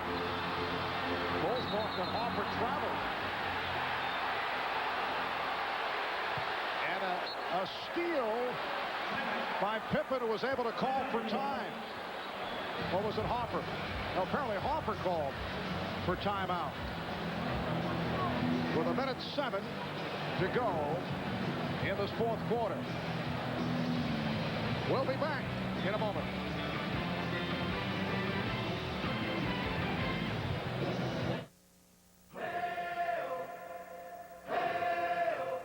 It's out there. All things possible. Grab some friends, reach for the sky. We've been reaching too. Got a brand new beer from Miller. New Miller is brewed a whole new way, from the heart of the hops, for flavor unlike any other beer. Big flavor that goes down easy. We think so much of this new beer, we're just calling it who we are. Miller. It's a new day. Brand new Miller beer. This is for Mr. Blanchard, who told me to make something of myself. For Miss Miller, who never let me settle for a seat. For my parents, who believe in my dreams. For myself, for my future. Be all that you can be. The internet will be the biggest thing since the Industrial Revolution. The internet will be just a chat line for physicists and video game addicts. Someday, your web address will be everything. One day on the internet, the Colonel's secret formula will whiz past the secret formula for Pepsi. What will the internet be? No one knows. But we engineer systems in anticipation of this vast uncertainty. So you can approach it as one huge opportunity. Digital. Whatever it takes. with an 88-83 lead on the Bulls. 1:07 remaining in the fourth quarter. See timeouts remaining. The Bulls with a 14-6 run after trailing by as many as 13 with 5:20 to go. Three-pointer by Jordan a moment ago, cutting it to a 5-point lead. Michael Jordan now has 35 points. Starks. Picked off by Pippen. Another bad pass by Starks. Did not see Pippen. We're down to 50 seconds to go. Jordan trying to draw the foul, but able to hit. And the Knicks lead is only 3. Michael Jordan bringing the Bulls back again. 45 seconds remaining. Mason's inbounds pass handled by Hopper. Jordan looking for the steal.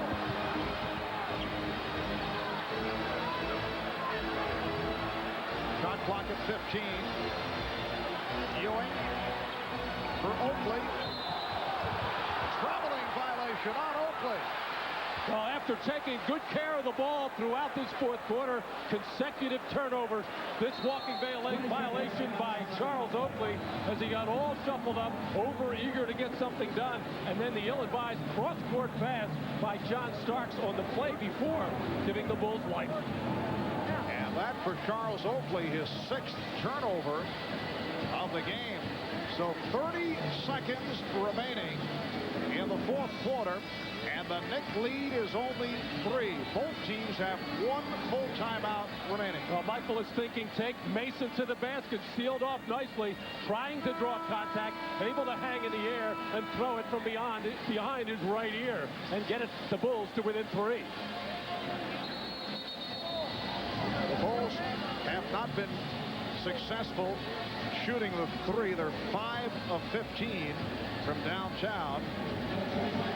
Jordan's hit 1 of 3. Pippen only 3 of 8 from three-point territory. So the Knicks looking so strong just moments ago in this fourth quarter, led by as many as 13.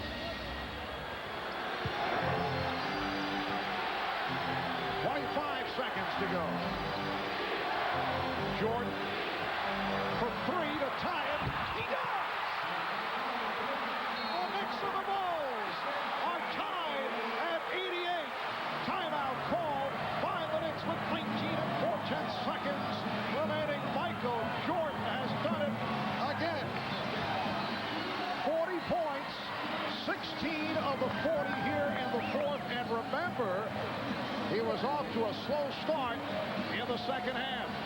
I was just about to say, Marv, the Bulls don't necessarily need a 3 in this situation. If it shows up 5, as Michael just escaped with a dribble to get away from Derek Harper, who was in his face to challenge the shot. And it's almost as if Michael willed this thing in. It looked like it was too low, not enough trajectory, but just cleared the front rim. A 19-6 run by the Bulls over the last 5 minutes. Well, Michael telling us earlier that the backfield's fine. Says it's the best he has felt right throughout the series. He was obviously struggling physically for game 2. Did not have his usual energy. And has turned it up here down the stretch. He has scored the Bulls' last 10 points of this fourth quarter. And Michael knew he was going to have to do more today with the absence of Tony Kukoc. I don't know if he knew he was going to have to do this much with his partner, Scottie Pippen, just having an awful shooting afternoon. 8 for 25 and 19 points. But Michael has somehow or other gotten the Bulls to even, and it's been the turnovers of New York that has led Chicago back in it. Well, the Knicks once again have self-destructed with some poor decisions. Couple of bad passes, a travel by Oakley, giving the Bulls extra opportunities. Now the crowd trying to get the Knicks going. It is their possession. They do not have any timeouts left. 19 and 4/10 seconds remaining in the fourth quarter, and for the Knicks it may be that the season comes down to this possession. Well, bread and butter for the New York when they need a basket. It's the two-man play with John Starks and Patrick Ewing. However, they have had some success with Mason going one-on-one against Rodman. In the one-on-one situation, you have a better chance of controlling the clock. And the Bulls are over the foul limit. 10 seconds to go. Starks fires. Chicago calling for time with 2 6/10 seconds left in regulation. So the Bulls will have a final possession with the game tied at 88. Well, it was the two-man game that the Knicks went to, but John Starks forcing things up there really didn't give the play a chance to develop to see whether Patrick Ewing could roll to the basket or pop open for the jump shot. And as both Starks and Ewing walked to the bench, Patrick Ewing nothing but glares for John Starks. He rushed this too strong. And the ball knocked out of bounds by Anthony Mason to give the Bulls the last shot opportunity with 2.6 to go in the fourth.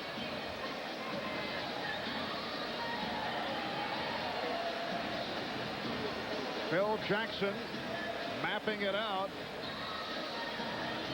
Now, Michael Jordan has fooled us in the past. The Knicks certainly have vivid memories of the night he went for 55, and everyone thought that he would take the final shot, but instead he found Bill Wennington, who was able to hit the game winner against the Knicks. Both teams are out of timeouts. The Knicks do have 1 foul to give. And no delay of game for the Knicks, so they can't take a look at the play. In these situations, Michael Jordan always seems to be able to get open and get some kind of shot off.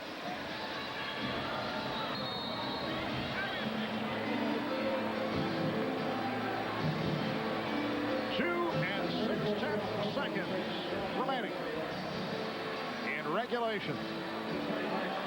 Michael Jordan, who hit for 44 points in game 1 of the series, has 40. 16 coming in the fourth quarter. Pippen will inbound.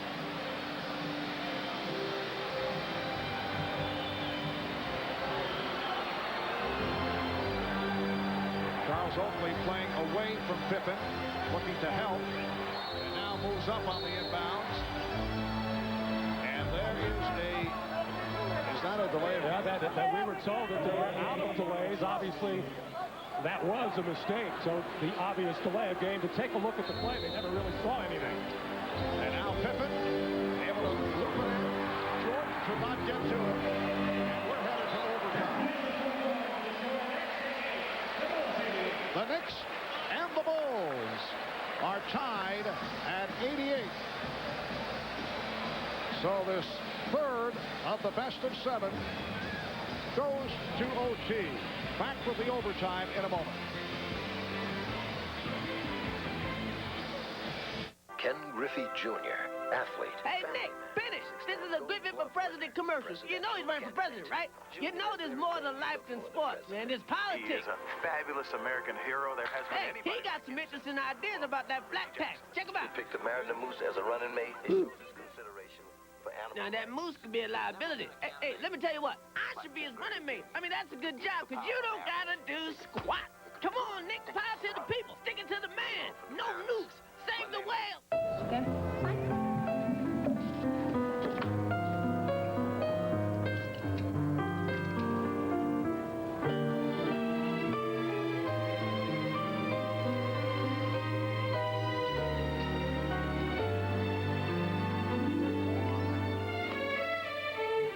You know, it's true. Pickle, we do mature faster than boys. Introducing the burger with the grown-up taste. McDonald's Arch Deluxe.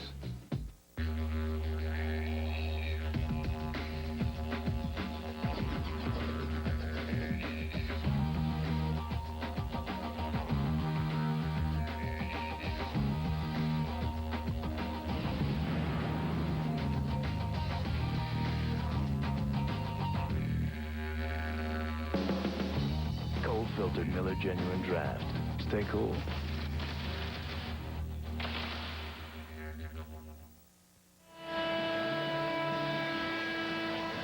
Welcome back to Madison Square Garden. Jack Haley came over to the official scorer. Haley, a player who acts as an assistant coach and helps out Phil Jackson, came over and asked the official scorer, was there a delay of game available? He told him no, that the Bulls had used the delay of game, as had the Knicks. Then there was a delay of game available, and Ed Rush, the official, came over and corrected that with the official scorer, but never notified the Bulls. Marv? All right, thank you, Jim. Had that been a second delay of game, would have been a technical foul, and the Bulls would have gone to the foul line. So Oakley was able to take to the delay. There was wrong information passed on, and we're headed to the overtime session. The Knicks and the Bulls are tied at 88. Michael Jordan leading the way with 40 points to the early score. Utah up by 1 over San Antonio, following the Knicks and the Bulls. We will bring you the San Antonio Spurs and the Utah Jazz in game 3 of that series. That series tied at 1 apiece. And the Bulls control. Well, it looked like a quick jump by Luke Longley to control that tip, and the Knicks have to regroup, regain their composure as far as not turning the ball over.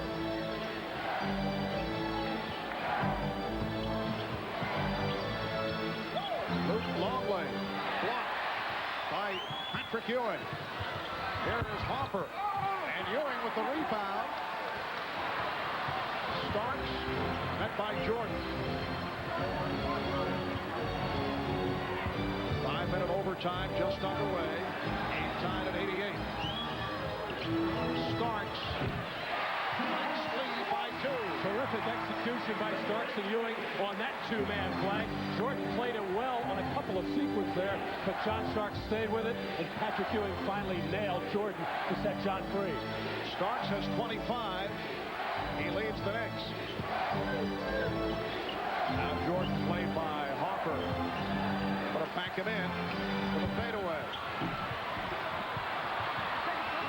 And Ewing could not get to it. Pippen does. Pippen for 3. Yes! Scottie Pippen, once again opportunistic. For Pippen, his 4th from downtown. Although he has not shot well, he's had some important shots in the second half, and the Bulls lead by 1. A minute and a half gone by in overtime. Starks for 3. It's the next 93 of the Bulls, 91. John Starks, 5 of 8 from downtown. Jordan, though he had Harper off balance and was able to take advantage. Jordan has 42, and the game is tied at 93. Well, John Starks has the hot hand for New York right now. It'd be a good idea for them to try to set him free again. It's about to foul out Luke Longley. Harper turns it over, and here's Jordan in a race. Nice play by Starks to break it up. Knocked the ball away, but called for the foul. Well, Derek Harper just having a nightmare from the field, 1 for 11, and then turning the ball over here, and the ball just thrown long and let Michael Jordan run under it, catch up, and he was just slapped on the wrist to prevent the easy basket. Jordan 8 of 11 at the line. 43 for Jordan, and the Bulls lead by 1. The Knicks, on a couple of occasions, led by as many as 13. They had a 13-point lead in the 4th quarter, but the Bulls, sparked by Jordan, able to come from behind. It is Chicago 95 and New York 93. 2:35 left in overtime. Mason. Played well by Rodman. Oakland. And foul. So Patrick Ewing will go to the line. Foul is called on Ron Harper. That is number 5. Well, it's been an effective play with Mason isolating against Dennis Rodman. He's been able to beat him to the basket on a couple of occasions, or at least there's a miss by Patrick Ewing. He's been able to get into the lane, draw the defense, and that's what happened. That set Charles Oakley open to drive to the basket, draw the defense, and find Ewing. Ewing is now 5 of 7 at the line. So hits 1 of 2 to cut it to a 1-point Chicago lead.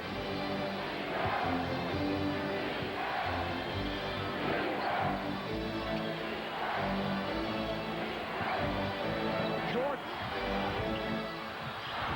And the follow. Michael Jordan with the follow to extend to a 3-point advantage. 46 points for Jordan. I don't know how he found the opening to get between Harper and Starks, but he did. Cuffed the ball, knew he was in trouble, and basically just threw it off the glass to himself.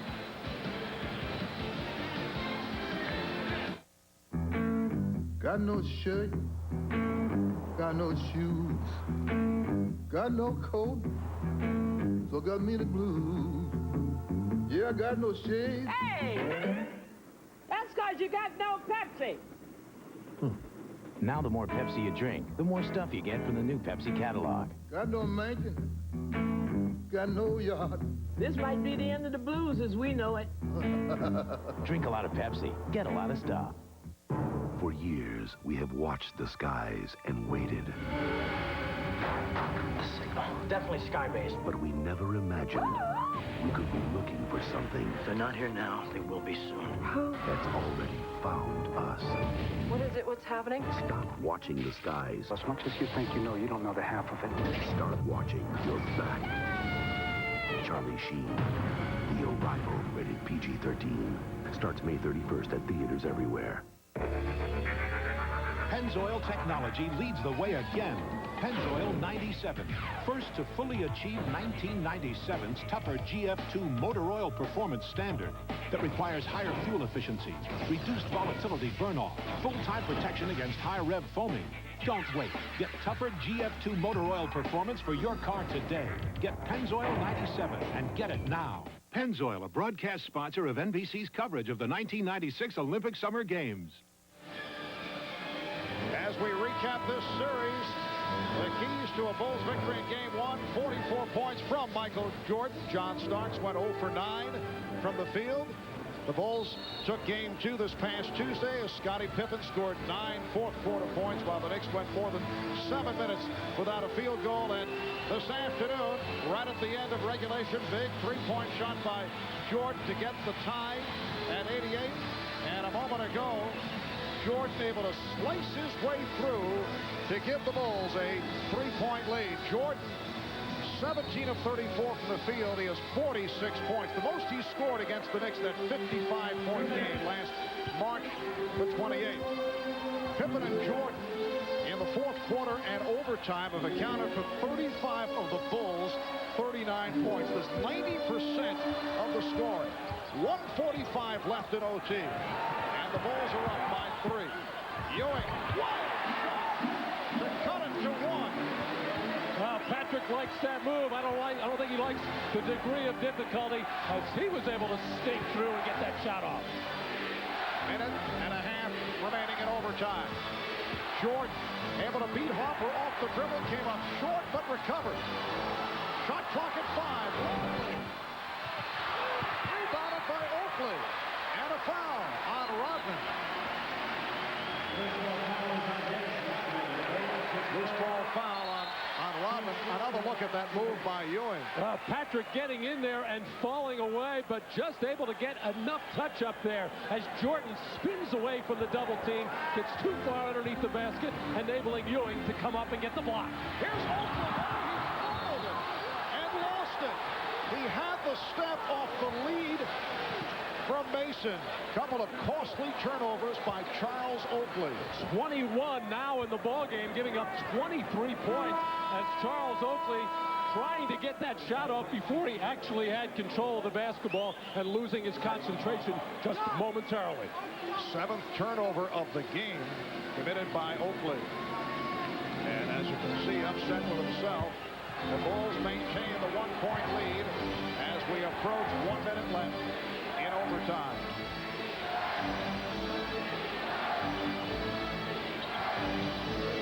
Longley finding an open Pippen for 3. And the rebound is taken by Oakley. 45 seconds to go in OT. Ewing shooting over Longley. It's the Knicks 98. The Bulls 97, and Phil Jackson calls for time. So Patrick Ewing with 22 points, and this afternoon 13 of the 22 have come after the third quarter. 37 and 9/10 seconds to go in overtime. Well, Patrick looked like he was in trouble, fumbled the ball, challenged by Longley, but able to keep his eye on the rim and get the follow-through and the finish. One more time, Ewing able to get it over the outstretched arm of Luke Longley. CD changer, amplifier, 4 bookshelf speakers. Ordered by telephone on Cindy Reese's MasterCard. Delivered to 73 William Street. Does Cindy live at 73 William Street? Does anybody? MasterCard pioneered the Address Information Management Service. It helps secure transactions by making sure an address is legitimate. Not an abandoned warehouse. It can tell if someone lives there. Nice place. Although it can't say why. Great neighborhood. MasterCard. It's smart money. So this is what you do every day, huh? For a baby. Like this. Not like this. It's not so bad. Maybe... For the man with sensitive skin, Schick introduces the new Tracer FX. There's a sensitive part? Right here? Good. With its unique skin guard designed for a smooth shave with less irritation. Think I'm getting the hang of it. The shaving system for sensitive skin. Schick. Tracer FX. You guys are so sensitive. What's the big deal? The Knicks with a 1-point lead, 37 and 9/10 seconds remaining in overtime. So the Knicks able to come from behind in this overtime session. 2 timeouts remain for each club. Patrick Ewing, 8 in the fourth, 5 in the overtime, turning it around from the performances in games 1 and 2 of this series. Ewing has played 44 minutes. Mason has gone 48 minutes. Jordan has played 50 minutes. Rodman has gone 52 minutes. Harper got picked off, trying to guard Jordan. Oakley knocked it away. Starks off the steal. And a whistle. The official, Joe DeRosa, stopping the play and walking over to the scorer's table.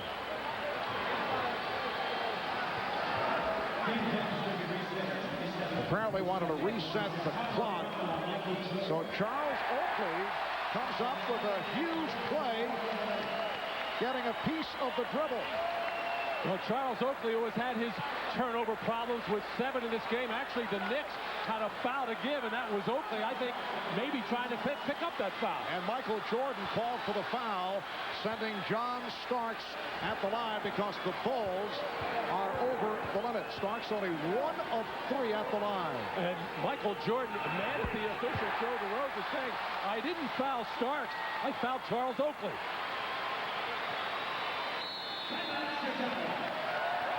Bulls take a timeout. The Knicks now lead by 2.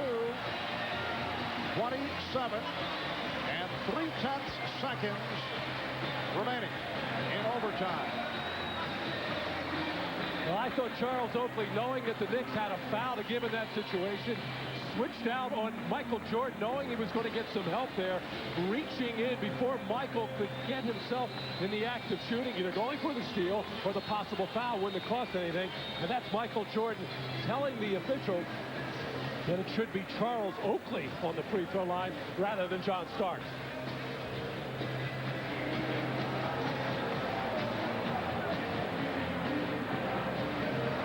Patrick Ewing. That's his way of saying great defensive play, Charles, on that steal of Michael Jordan. Although Charles Oakley has had a very solid season at the line, 83% free throw shooter. He's been very dependable. The Knicks with a 99-97 lead on the Bulls. Desperately trying to hang on in this series with game number 4 coming up tomorrow evening here at Madison Square Garden. That'll be a 5:30 start, 5:30 Eastern time here on NBC. And the Knicks still have that foul to give in case there's a situation where they think they're going to get beat to the basket and either go for that steal or commit the foul to make the Bulls bring the ball side out of bounds. Here's another look at that steal as Charles Oakley reaching in, able to knock it loose from Michael Jordan. And clearly Michael Jordan did reach out and grab John Starks. He does belong on the free throw line.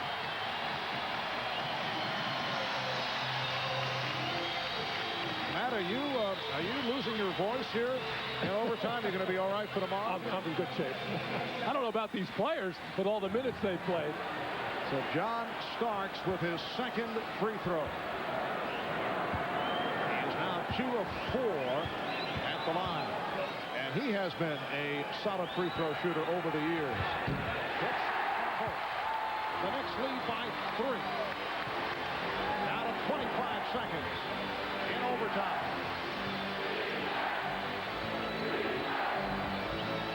Jordan is hit from behind. Derek Hopper.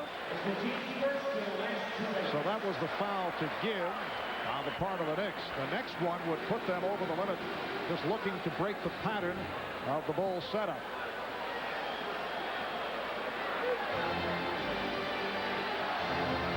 Bulls down by 3. They go for the 2 as they found Scottie Pippen by himself. It brings it to a 1-point ball game. 13 seconds to go.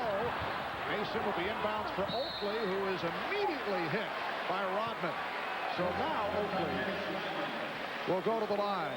He is 3 of 4 at the free throw line. And as I said a moment ago, 83% for the season. Well, you see the Bulls not rushing things, not just taking the 3 because they were down 3. They would have taken it if it was there, but getting the easy 2 and then put a team that, as a team, has been struggling from the free throw line at about 64% in these playoffs. And you see 21 of 31 here today. 11 and 3/10 seconds remaining. The Knicks lead is 2.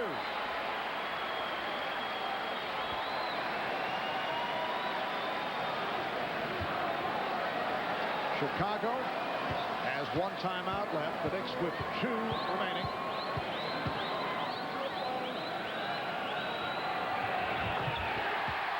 Little leg kick by Oakley to help that shot follow through. The Knicks lead by 3, and the Bulls take a timeout. What are the steps to winning in the NBA Finals? Step 1, play hard. 2, drink Gatorade. 3, match the inside of your cap with the winning team and the number of games it takes them to win the finals. And win a bag full of cool stuff. There will be over 1 million winning caps. Sweat it out. Don't just watch the finals. Play them. Suggestion. Don't wear all the cool stuff at the same time. Hey, you're a guy, and guys want to stay cool. How do you do it? With new Speed Stick Gel, proven to keep you drier than any other gel. It's the best gel protection. New Speed Stick Gel, just for the guys. Hello, Dave. Hello, Red. Back so soon? I hear Wendy's spicy chicken sandwich is back, but try this. Not bad. Now try this. Wendy's Spicy Chicken is a whole breast filet seasoned with Dave's own blend of pepper and spices for a very spicy sandwich. Too bad it's not around all the time. Didn't I tell you? People like it so much, it's on the menu full time. Wendy's Spicy Chicken Sandwich. Now you can get it whenever you want it. I'll be back. And I'll be waiting. What do you get when you cross a high-quality conventional motor oil with an advanced formula synthetic? A revolutionary oil that protects better than regular oils, yet costs less than full synthetics.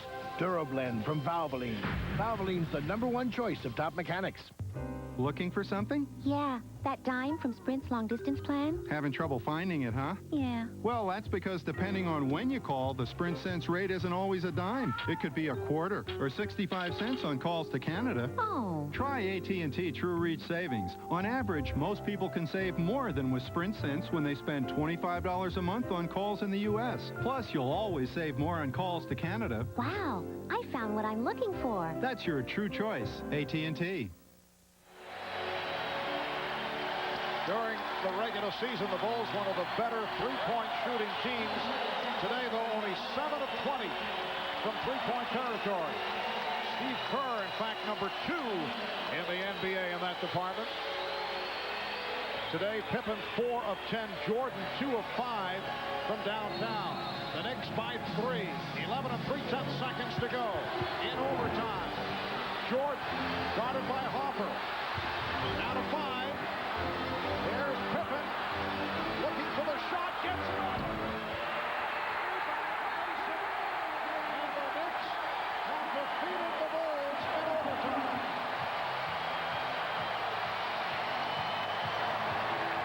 The Chicago Bulls are beat for the first time in the playoffs.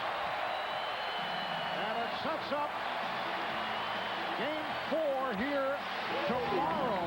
5:30 start on NBC with the Bulls now in front 2-1. Michael Jordan with 46 points rallied his club, but the Knicks able to pull it out in overtime. Let's go to Jim Gray. Jim? All right, thank you very much, Bart. Patrick, you had only 3 points in the fourth quarter. Thank you for my chicken. That's one happy dude. This Mother's Day, give the gift of a lifetime.